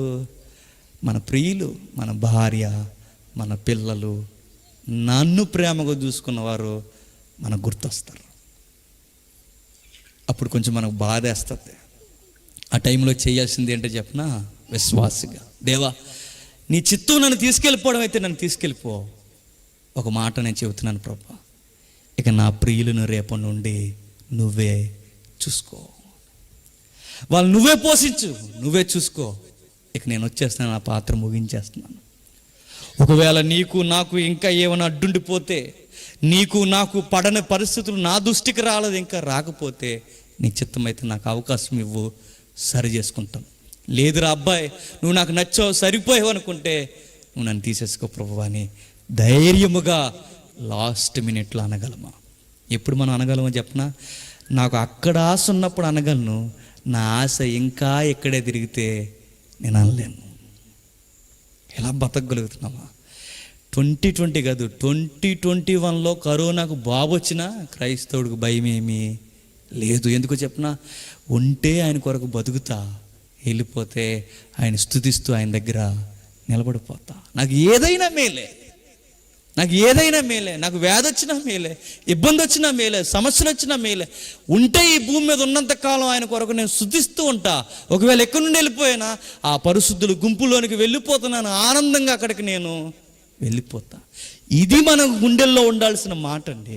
ప్రకటన గ్రంథం బాగా మరలా చెప్తున్నాను, ప్రకటన గ్రంథంలో ఈ 2 అధ్యాయాలు మనకు అర్థమైతే మిగిలిన అధ్యాయాలు అర్థమవకపోయినా పెద్ద చెప్పండి ప్రాబ్లం ఏం లేదు. మనకి అర్థమవ్వాల్సింది అర్థమైపోయింది. మనకి అర్థమవ్వాల్సిన విషయం మనకు అర్థమైపోతే ఈ ఆశతో మనం బతికితే ఇంకేంటి నాకు అర్థం కావాల్సింది? నా ఊపిరి నిత్యత్వం, నా ఉనికి నిత్యత్వం, నేను వెళ్ళిపోవాల్సింది ఆయన దగ్గరికి. ఈరోజు మనం జన లోపలికి వస్తే ఎందుకు నిద్రపోలేకపోతున్నాం మనం చెప్పండి? పక్కింటి ఎవడన్నా జన లోపలికి వచ్చాడు అనుకోండి, దడిగట్టో గోడగట్టో లోపలికి, పెద్ద సీరియస్ అయిపోతాం మనం. కారణం ఏంటి?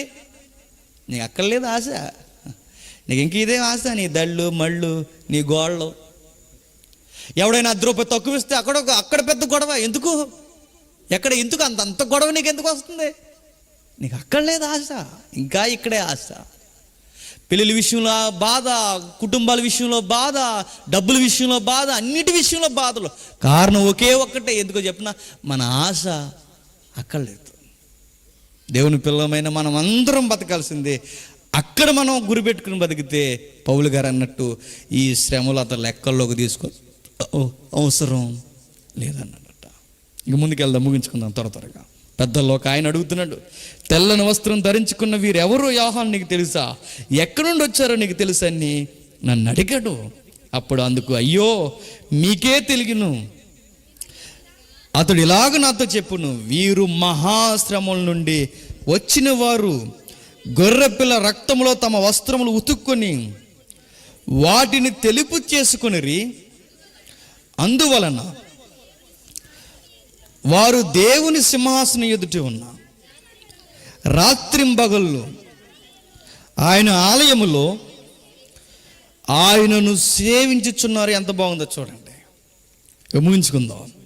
వీరు మహాశ్రమం నుండి వచ్చిన వారు, గొర్రెపిల్ల రక్తములో తమ వస్త్రములు ఉతుక్కుని వాటిని తెలుపు చేసుకుని.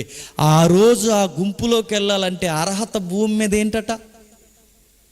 మహాశ్రమల్లో నుంచి వెళ్ళాలట. నేను అడుగుతున్నాను, సమస్యలు తీసేయమని దేవునికి ఎప్పుడు ప్రార్థన చేయకండి. సమస్యలను జయించే శక్తిని మన దేవుణ్ణి ప్రార్థన చేయండి. ఎందుకంటే నాకు పరలోకంలో నిలబెట్టడానికి క్వాలిఫికేషన్ ఏంటంటే నేను శ్రమల గుండానే వెళ్ళాలట. మనం మోకాలు వేస్తే ఏమంటాం? ప్రభువా ఈ ఏడాదిలో మాకు ఏ కష్టం రాని, ఒక 30% నైట్ ప్రార్థనలు అని చెప్పండి, ఈ ఏడాదిలో ఏ కష్టం రానికి ప్రభువా. అప్పుడు దేవుడు పరలోకం అంటది, అది నీకు పరలోకం కూడా రానివ్వండి అంటాడు. పరలోకం వెళ్ళాలంటే కారణం ఒకే ఒకటే, మహాశ్రమల గుండా. అది 2021 కన్నా దారుణంగా ఉండొచ్చు, 2020 కన్నా దారుణంగా ఉండొచ్చు. మహాశ్రమల గుండా ఖచ్చితంగా వెళ్ళాల్సిందే, ఖచ్చితంగా వెళ్ళాల్సిందే. అవి ఏ ఒక శ్రమలు, ఏ ఒక ఇబ్బందులు. ఇంకా మన తల మీద పడే భయంకరమైన భారం ఏంటంటే, గొర్రెపిల్లను గూర్చి మనం ప్రకటన చేస్తున్నప్పుడు గొర్రెపిల్ల రక్తంతో మనం తడిసి ముద్దయిపోతామట. అపోస్తులు గొర్రెపిల్ల రక్తంలో వారు తడిసి ముద్దయిపోయారు. మనం కూడా, బైబిల్ అంటుంది, మీరు రక్తము గారినంతగా పాపంతో పోరాటం చేయలేదు అంటున్నాడు. ఒక మాట చెప్పనా, పీకల లేచిపోయేంత పోరాటం ఉంటుందట ఈ లోకంతో మనకి. పాపంతో పోరాటం, ఈ లోకమంతా పాపం. ఈ పాపంతో ఎంత పోరాటం, ఎంత పీక్ స్టేజ్కి మనం వెళ్ళిపోతామంటే రక్తం కారిపోయేంత. నేను అంటున్నాను, అంత రక్తం కారేంత భక్తి ఉందా మనకి? ఆ భక్తి లేనప్పుడు ఇంకా పరలోకం వెళ్తామని ఆస్తుందా మనకి? మరి ఎందుకు వస్తుందంటే వస్తున్నాం, అలవాటు అయిపోయింది. మాది కూడా ఒక మతం అండి, మేము కూడా వస్తామంటే మరి మేము కూడా అలాగా ఒక గంట వింటామండి, అంత ఫీలింగ్ అండి అనుకుంటున్నాం అంతే. మనం ఇలా బతికేస్తే నేను చెప్తున్నాను, మన భక్తికి అర్థమేమీ ఉండదట. మనం ప్రభువుని నమ్ముకున్నాం, ఆ ప్రభు అయిన యేసుక్రీస్తు వారి దగ్గరకు వచ్చాం. ఆయనకి మనకిస్తున్న శబ్దం ఒకే ఒక్కటి, మీరు మహాశ్రమల గుండా ఖచ్చితంగా వెళ్ళాల్సిందే. మీ బాధలు, ఇబ్బందులు, సమస్యలు అన్నిటినీ మీ పాపపు జీవితం గొర్రెపిల్ల రక్తంలో కడిగేసుకోవాలట. ప్రతి దాన్ని మనం కడిగేసుకుని ఆ తెల్లని వస్త్రాలు మనం ధరించుకున్నాం. ఎప్పుడైతే ధరించుకున్నామో వారు దేవుని సింహాసనం ఎదుట ఉండి రాత్రింబగళ్ళు ఆయన ఆలయములో ఆయనను సేవించుచు సింహాసనాసీనుడైన వాడు తానే తన గుడారం వారి మీద కప్పును. ఇక ముగించుకున్న జాగ్రత్తగా విందాం. హెబ్రీ పత్రిక మనం చదువుతున్నప్పుడు 11వ అధ్యాయంలో చరిత్రకు సంబంధించి అనేక విషయాలు నమోదు చేసాడు హెబ్రీ గ్రంథకర్త. అక్కడ మనకు జరుగుతున్న పరిస్థితులు, అక్కడ కూడా భవిష్యత్తు సంగతులు రాశాడు. అందులో పరలోకం వెళ్ళబోయేవారు ఎవరెవరు అంటే, కొండలలోను, గృహలలోను, గొర్రె చర్మాలు, మేక చర్మాలు, ఆకలి దప్పులతోనూ తమ వారిని పోగొట్టుకొని తిరుగుతున్నవారు ఈ లోకంలో పరుగులెట్టారట. ఎవరు వారు? నీతిమంతులు. మీకు అర్థమవుతుందా? 11వ అధ్యాయంలో మనకు కనబడుతున్నది ఏంటంటే, వారు పరుగులు తీసారట, ప్రాణాలు గుప్పెట్లో పట్టుకొని గొర్రె చర్మాలు కప్పుకొని తిరిగారట. వారు ప్రాణాలు గుప్పెట్లో పెట్టుకుని ప్రభువు నామాన్ని స్తుతిస్తూ ప్రకటిస్తూ తిరుగుతున్నప్పుడు ఈ లోకం వారిని వెలేసేసిందట. లోకం రంపాలతో కోసేసింది, లోకం మృగాలతో చంపించేసింది, లోకం ఒక్క మాటలో చెప్పాలంటే రక్తాన్ని ఒలికించేసిందట.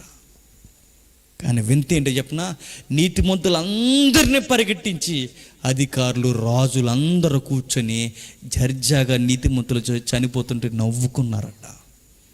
దీనికి రివర్స్ జరిగేది ఏంటో చెప్పిన, గొర్రెపిల్ల రాక జరుగుతున్నప్పుడు నీతిమంతులందరూ నిలబడతారు, ఈ రాజులు అధిపతులు అందరూ పరిగెడతారు. ఆ రోజు ఎంత ధైర్యాన్ని ఇచ్చే మాట చూడండి.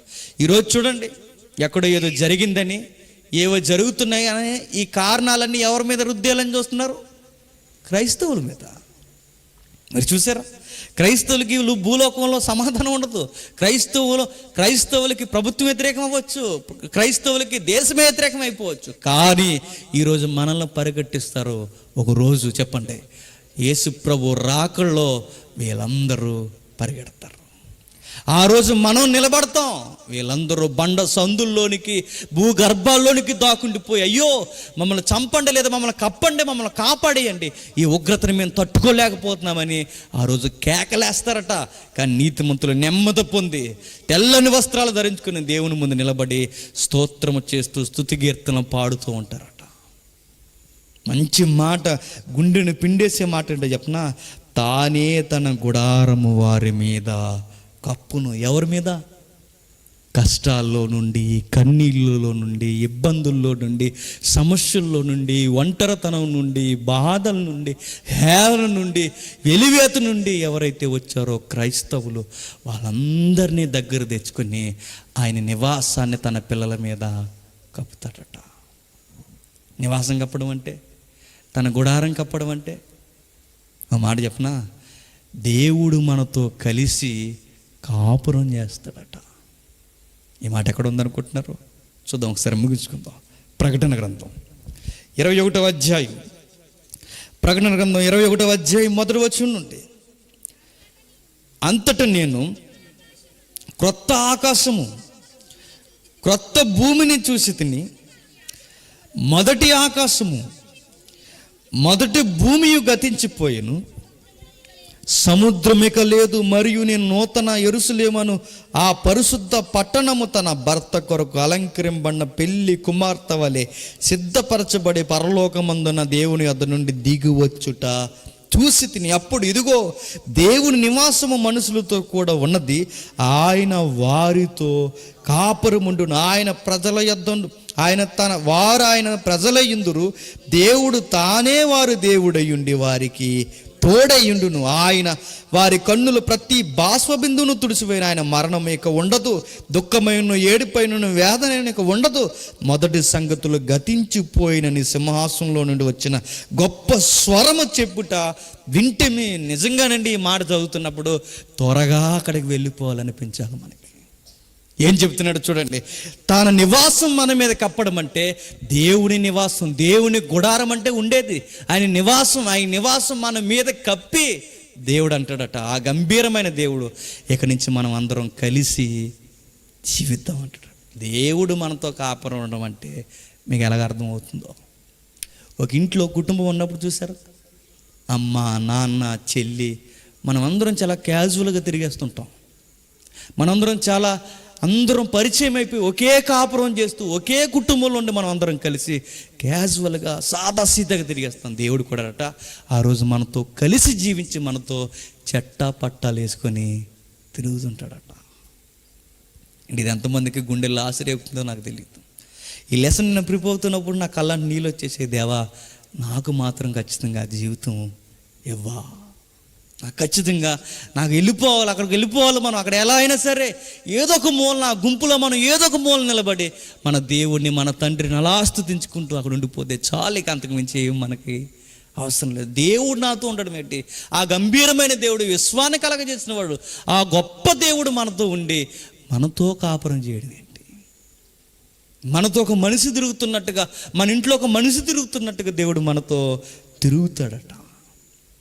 అంటే గొప్ప పరిస్థితి జరిగిపోతున్నప్పుడు ఏమంటున్నాడో చూడండి. వెళదాం ఒకసారి 7వ అధ్యాయానికి. ఏ మాటలు అక్కడ రాయబడ్డాయి? 21లో ఏదైతే ఉందో 7వ వచనంలో అదే 7వ అధ్యాయంలో అదే రాయబడింది.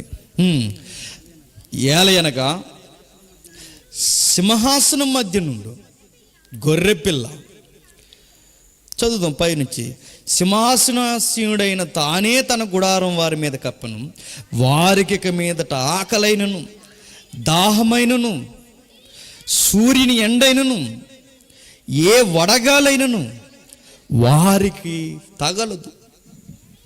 ఏలయనగా సింహాసనం మధ్య నుండి గొర్రెపిల్ల వారికి కాపరే. అక్కడ ఏముండవట, సూర్యుడితోనే పని లేదట. ఎందుకు చెప్పినా, మన వెలుగు ఎవరికా?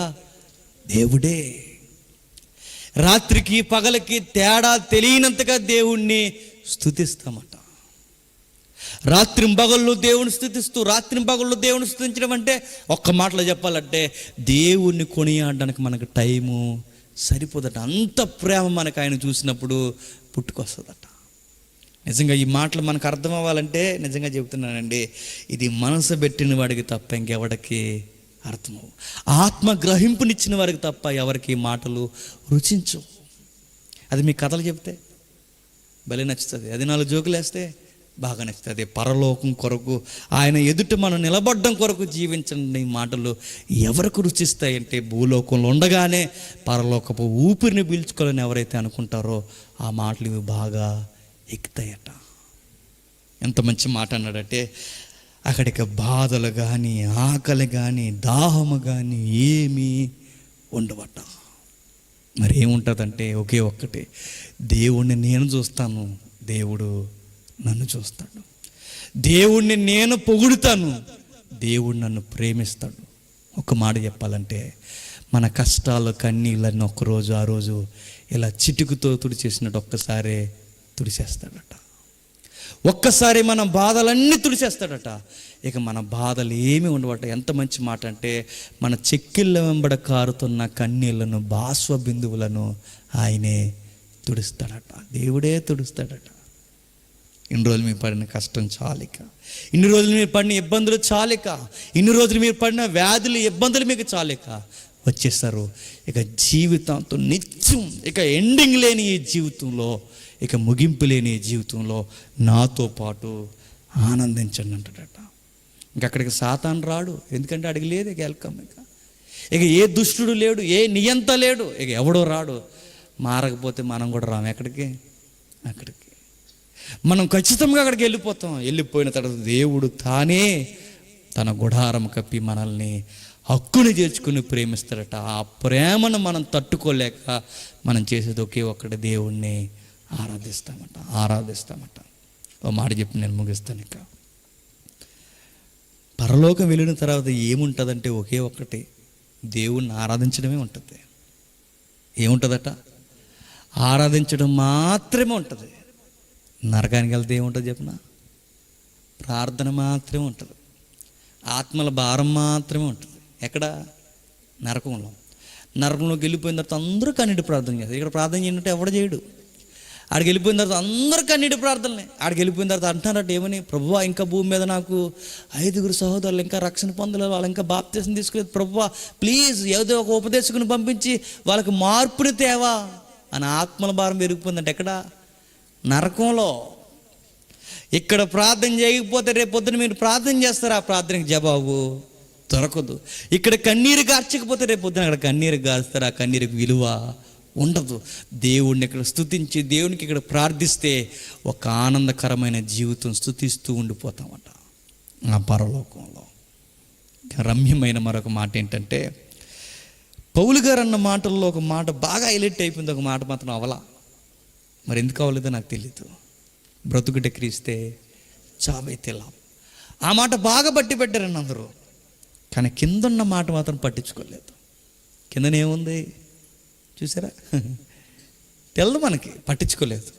ఈ సందర్భంలో ఆ మాట ఒకసారి మీరు మనసును పెట్టండి. 1వ అధ్యాయం 21వ వచనం, 1వ అధ్యాయం 23వ వచనం, 21 తర్వాత చదువుతాం. 23వ వచనం, ఫిలిప్పీలకు రాసిన పత్రిక 1వ అధ్యాయం 23వ వచనం.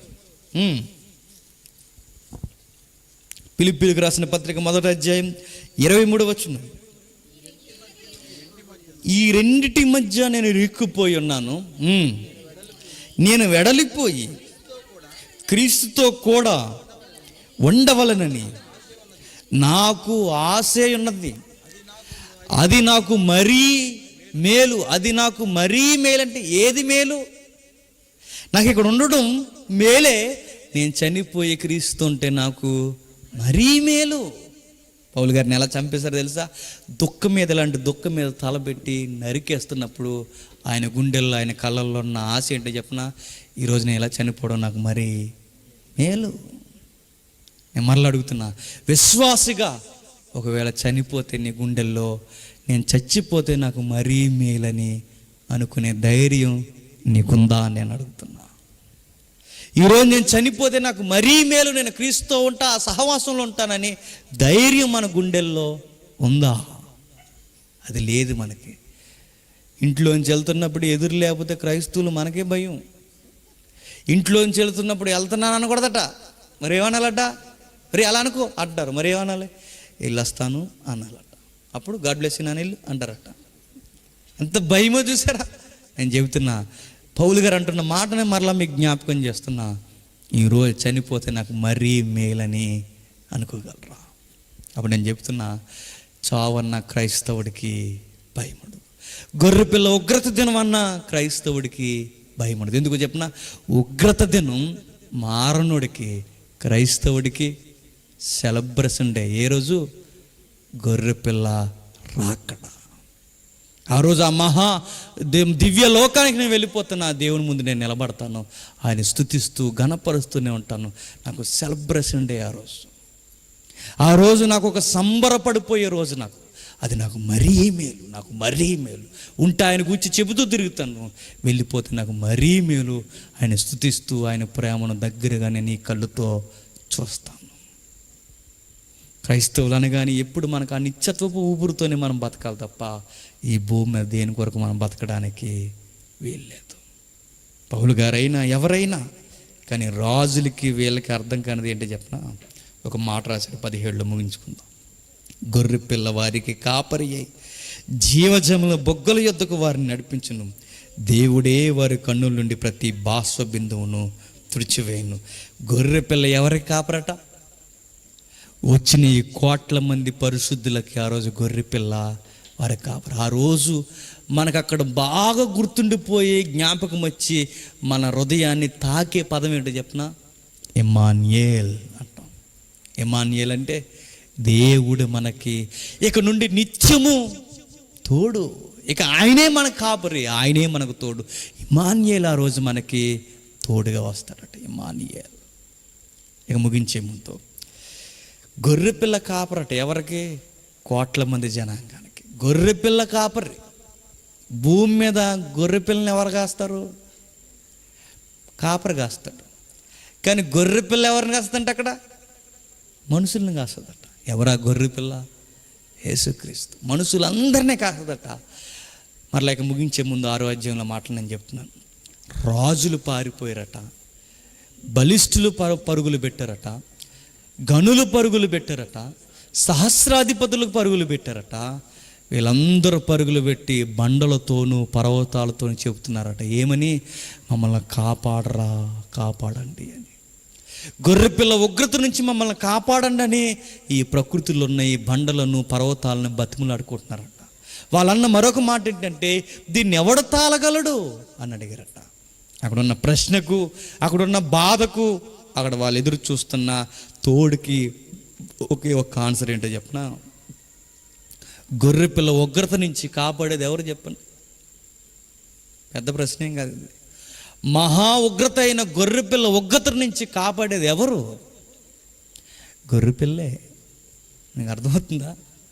గొర్రెపిల్ల ఉగ్రత నుంచి కాపాడేది ఎవరంటే గొర్రెపిల్లే. ఇంక ప్రత్యేకించి ఎవరు కాపాడరు. అది వాళ్ళకి అర్థం లేదట. ఎవరికి? రాజులకి. నమ్ముకోండ్రా ఈ ప్రభు అయిన యేసుక్రీస్తు అంటే నమ్ముకోలేదని వాళ్ళకి అర్థం అవ్వలేదు. అధిపతులకు అర్థం అవ్వలేదు, బలిష్ఠులకు అర్థం అవ్వలేదు. వాళ్ళకి చెబుతుంటే సువార్త ఎర్రిగా అనిపించింది, వాళ్ళకి ఎక్కలేదు.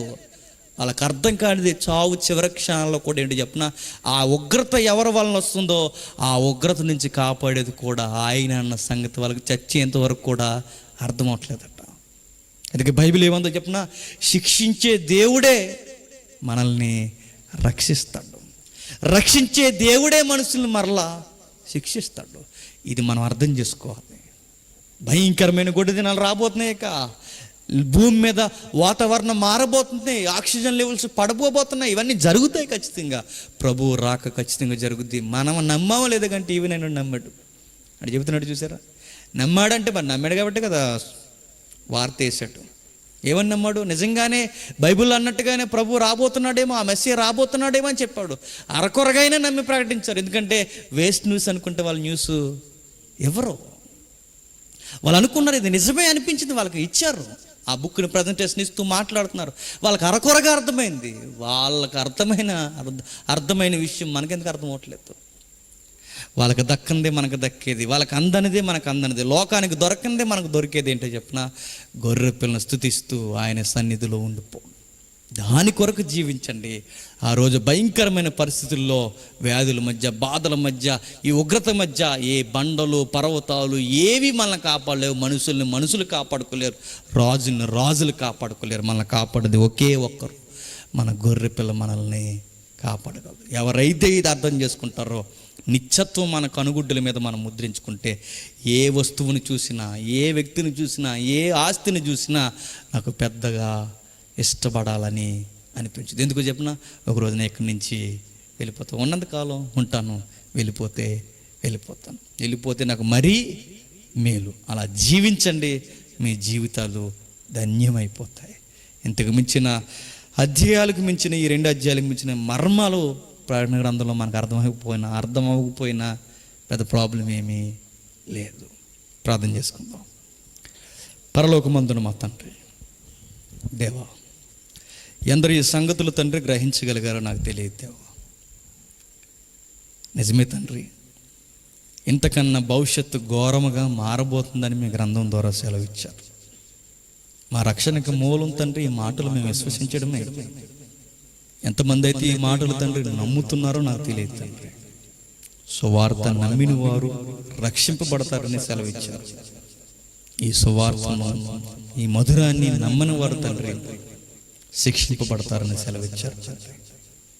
మాకు ఆ జీవితం ఉందని, గొర్రెపిల్లే మాకు ఆ జీవితం ఇచ్చిందని తండ్రి ఎవరైతే స్వీకరిస్తారో, అది అధికారులైనా, రాజులైనా, సామాన్యులైనా, స్వతంత్రులైన రక్షణ పొందగలరు. లేదా వాళ్ళందరూ శిక్షకు గురి కాగలరు తండ్రి. అలాంటి స్థితిలోనికి తండ్రి, రాజులే కాపాడుకోలేని స్థితిలో, రాజులే రక్షణ పొందలేని స్థితిలో తండ్రి, సామాన్యులమైన, పేదలమైన మమ్మల్ని ప్రేమించి ఉచితముగా మమ్మల్ని రక్షించి నరకానికి పోవలసిన మా జీవితాన్ని తండ్రి మీ ఎదుట నిలబెట్టడం గొప్ప భాగ్యము తండ్రి. ఇక్కడ చదువుతుంటేనే తండ్రి మా జీవితాలు ఎలా ఉంటే, రేపు మేము అక్కడికి వచ్చి నిలబడినప్పుడు తండ్రి ఆ దృశ్యం ఎలా ఉండబోతుందో మాకు అర్థమవుతుంది దేవా. ఇది ఎప్పుడు మేము మనసులో పెట్టుకుంటుంది. మా జీవితాల్లో ఎన్ని ఉడుదుడుకులు వచ్చినా, మా జీవితంలో ఎన్ని వ్యాధులు మమ్మల్ని పలకరించిన, మా జీవితంలో చివరి క్షణం ఇదే అని మాకు తెలిసిన, మేము ఆనందంగా మీ దగ్గరికి వచ్చేయడానికి తండ్రి విశ్వసించే భాగ్యాన్ని మాకు దయచేయండి. వేదిక మీద ఉన్న సేవకులను జ్ఞాపకం చేసుకోండి, మరింతగా వారిని బలపరచండి, వారి సంఘాలు అభివృద్ధిపరచండి, వారు చేస్తున్న పరిచర్యలో, పనుల్లో మీ కృపను, మీ కాపుతాలను అనుగ్రహించండి. వచ్చిన వారిని కూడా జ్ఞాపకం, వారికి ఏ ఇబ్బందులు, సమస్యలను మీకు తెలుస్తుంది. వాటిని ఎలా జయించాలో, వాటిని ఎలా చిన్న చూపు చూడాలో తండ్రి వారికి నేర్పించండి. ప్రతి ఒక్కరికి ధైర్యాన్ని నింపుతారని కోరుతూ, ఈ సభకు కారకులైన తండ్రి సహోదరుని జ్ఞాపకం చేసుకోండి. వారికి ఉన్న శ్రమలు, ఇబ్బందులు ఏంటో మీకు తెలుస్తుంది. వాటిని జయించే శక్తిని వారికి అనుగ్రహించండి. వారి కుటుంబంలో కావలసిన తండ్రి సమాధానపు వాతావరణం దయచేయండి తండ్రి. ఇంకను తండ్రి పలుమార్లు మీరు కలుసుకొని విస్తరించి మాట్లాడుకునే భాగ్యాన్ని మీరు దయచేస్తారని కోరుతూ, సమస్త మహిమ ఘనత మీకే ఆరోపిస్తూ క్రీస్తు నామమున ప్రార్థన సమర్పిస్తున్నాము తండ్రి. ఆమేన్. సరే.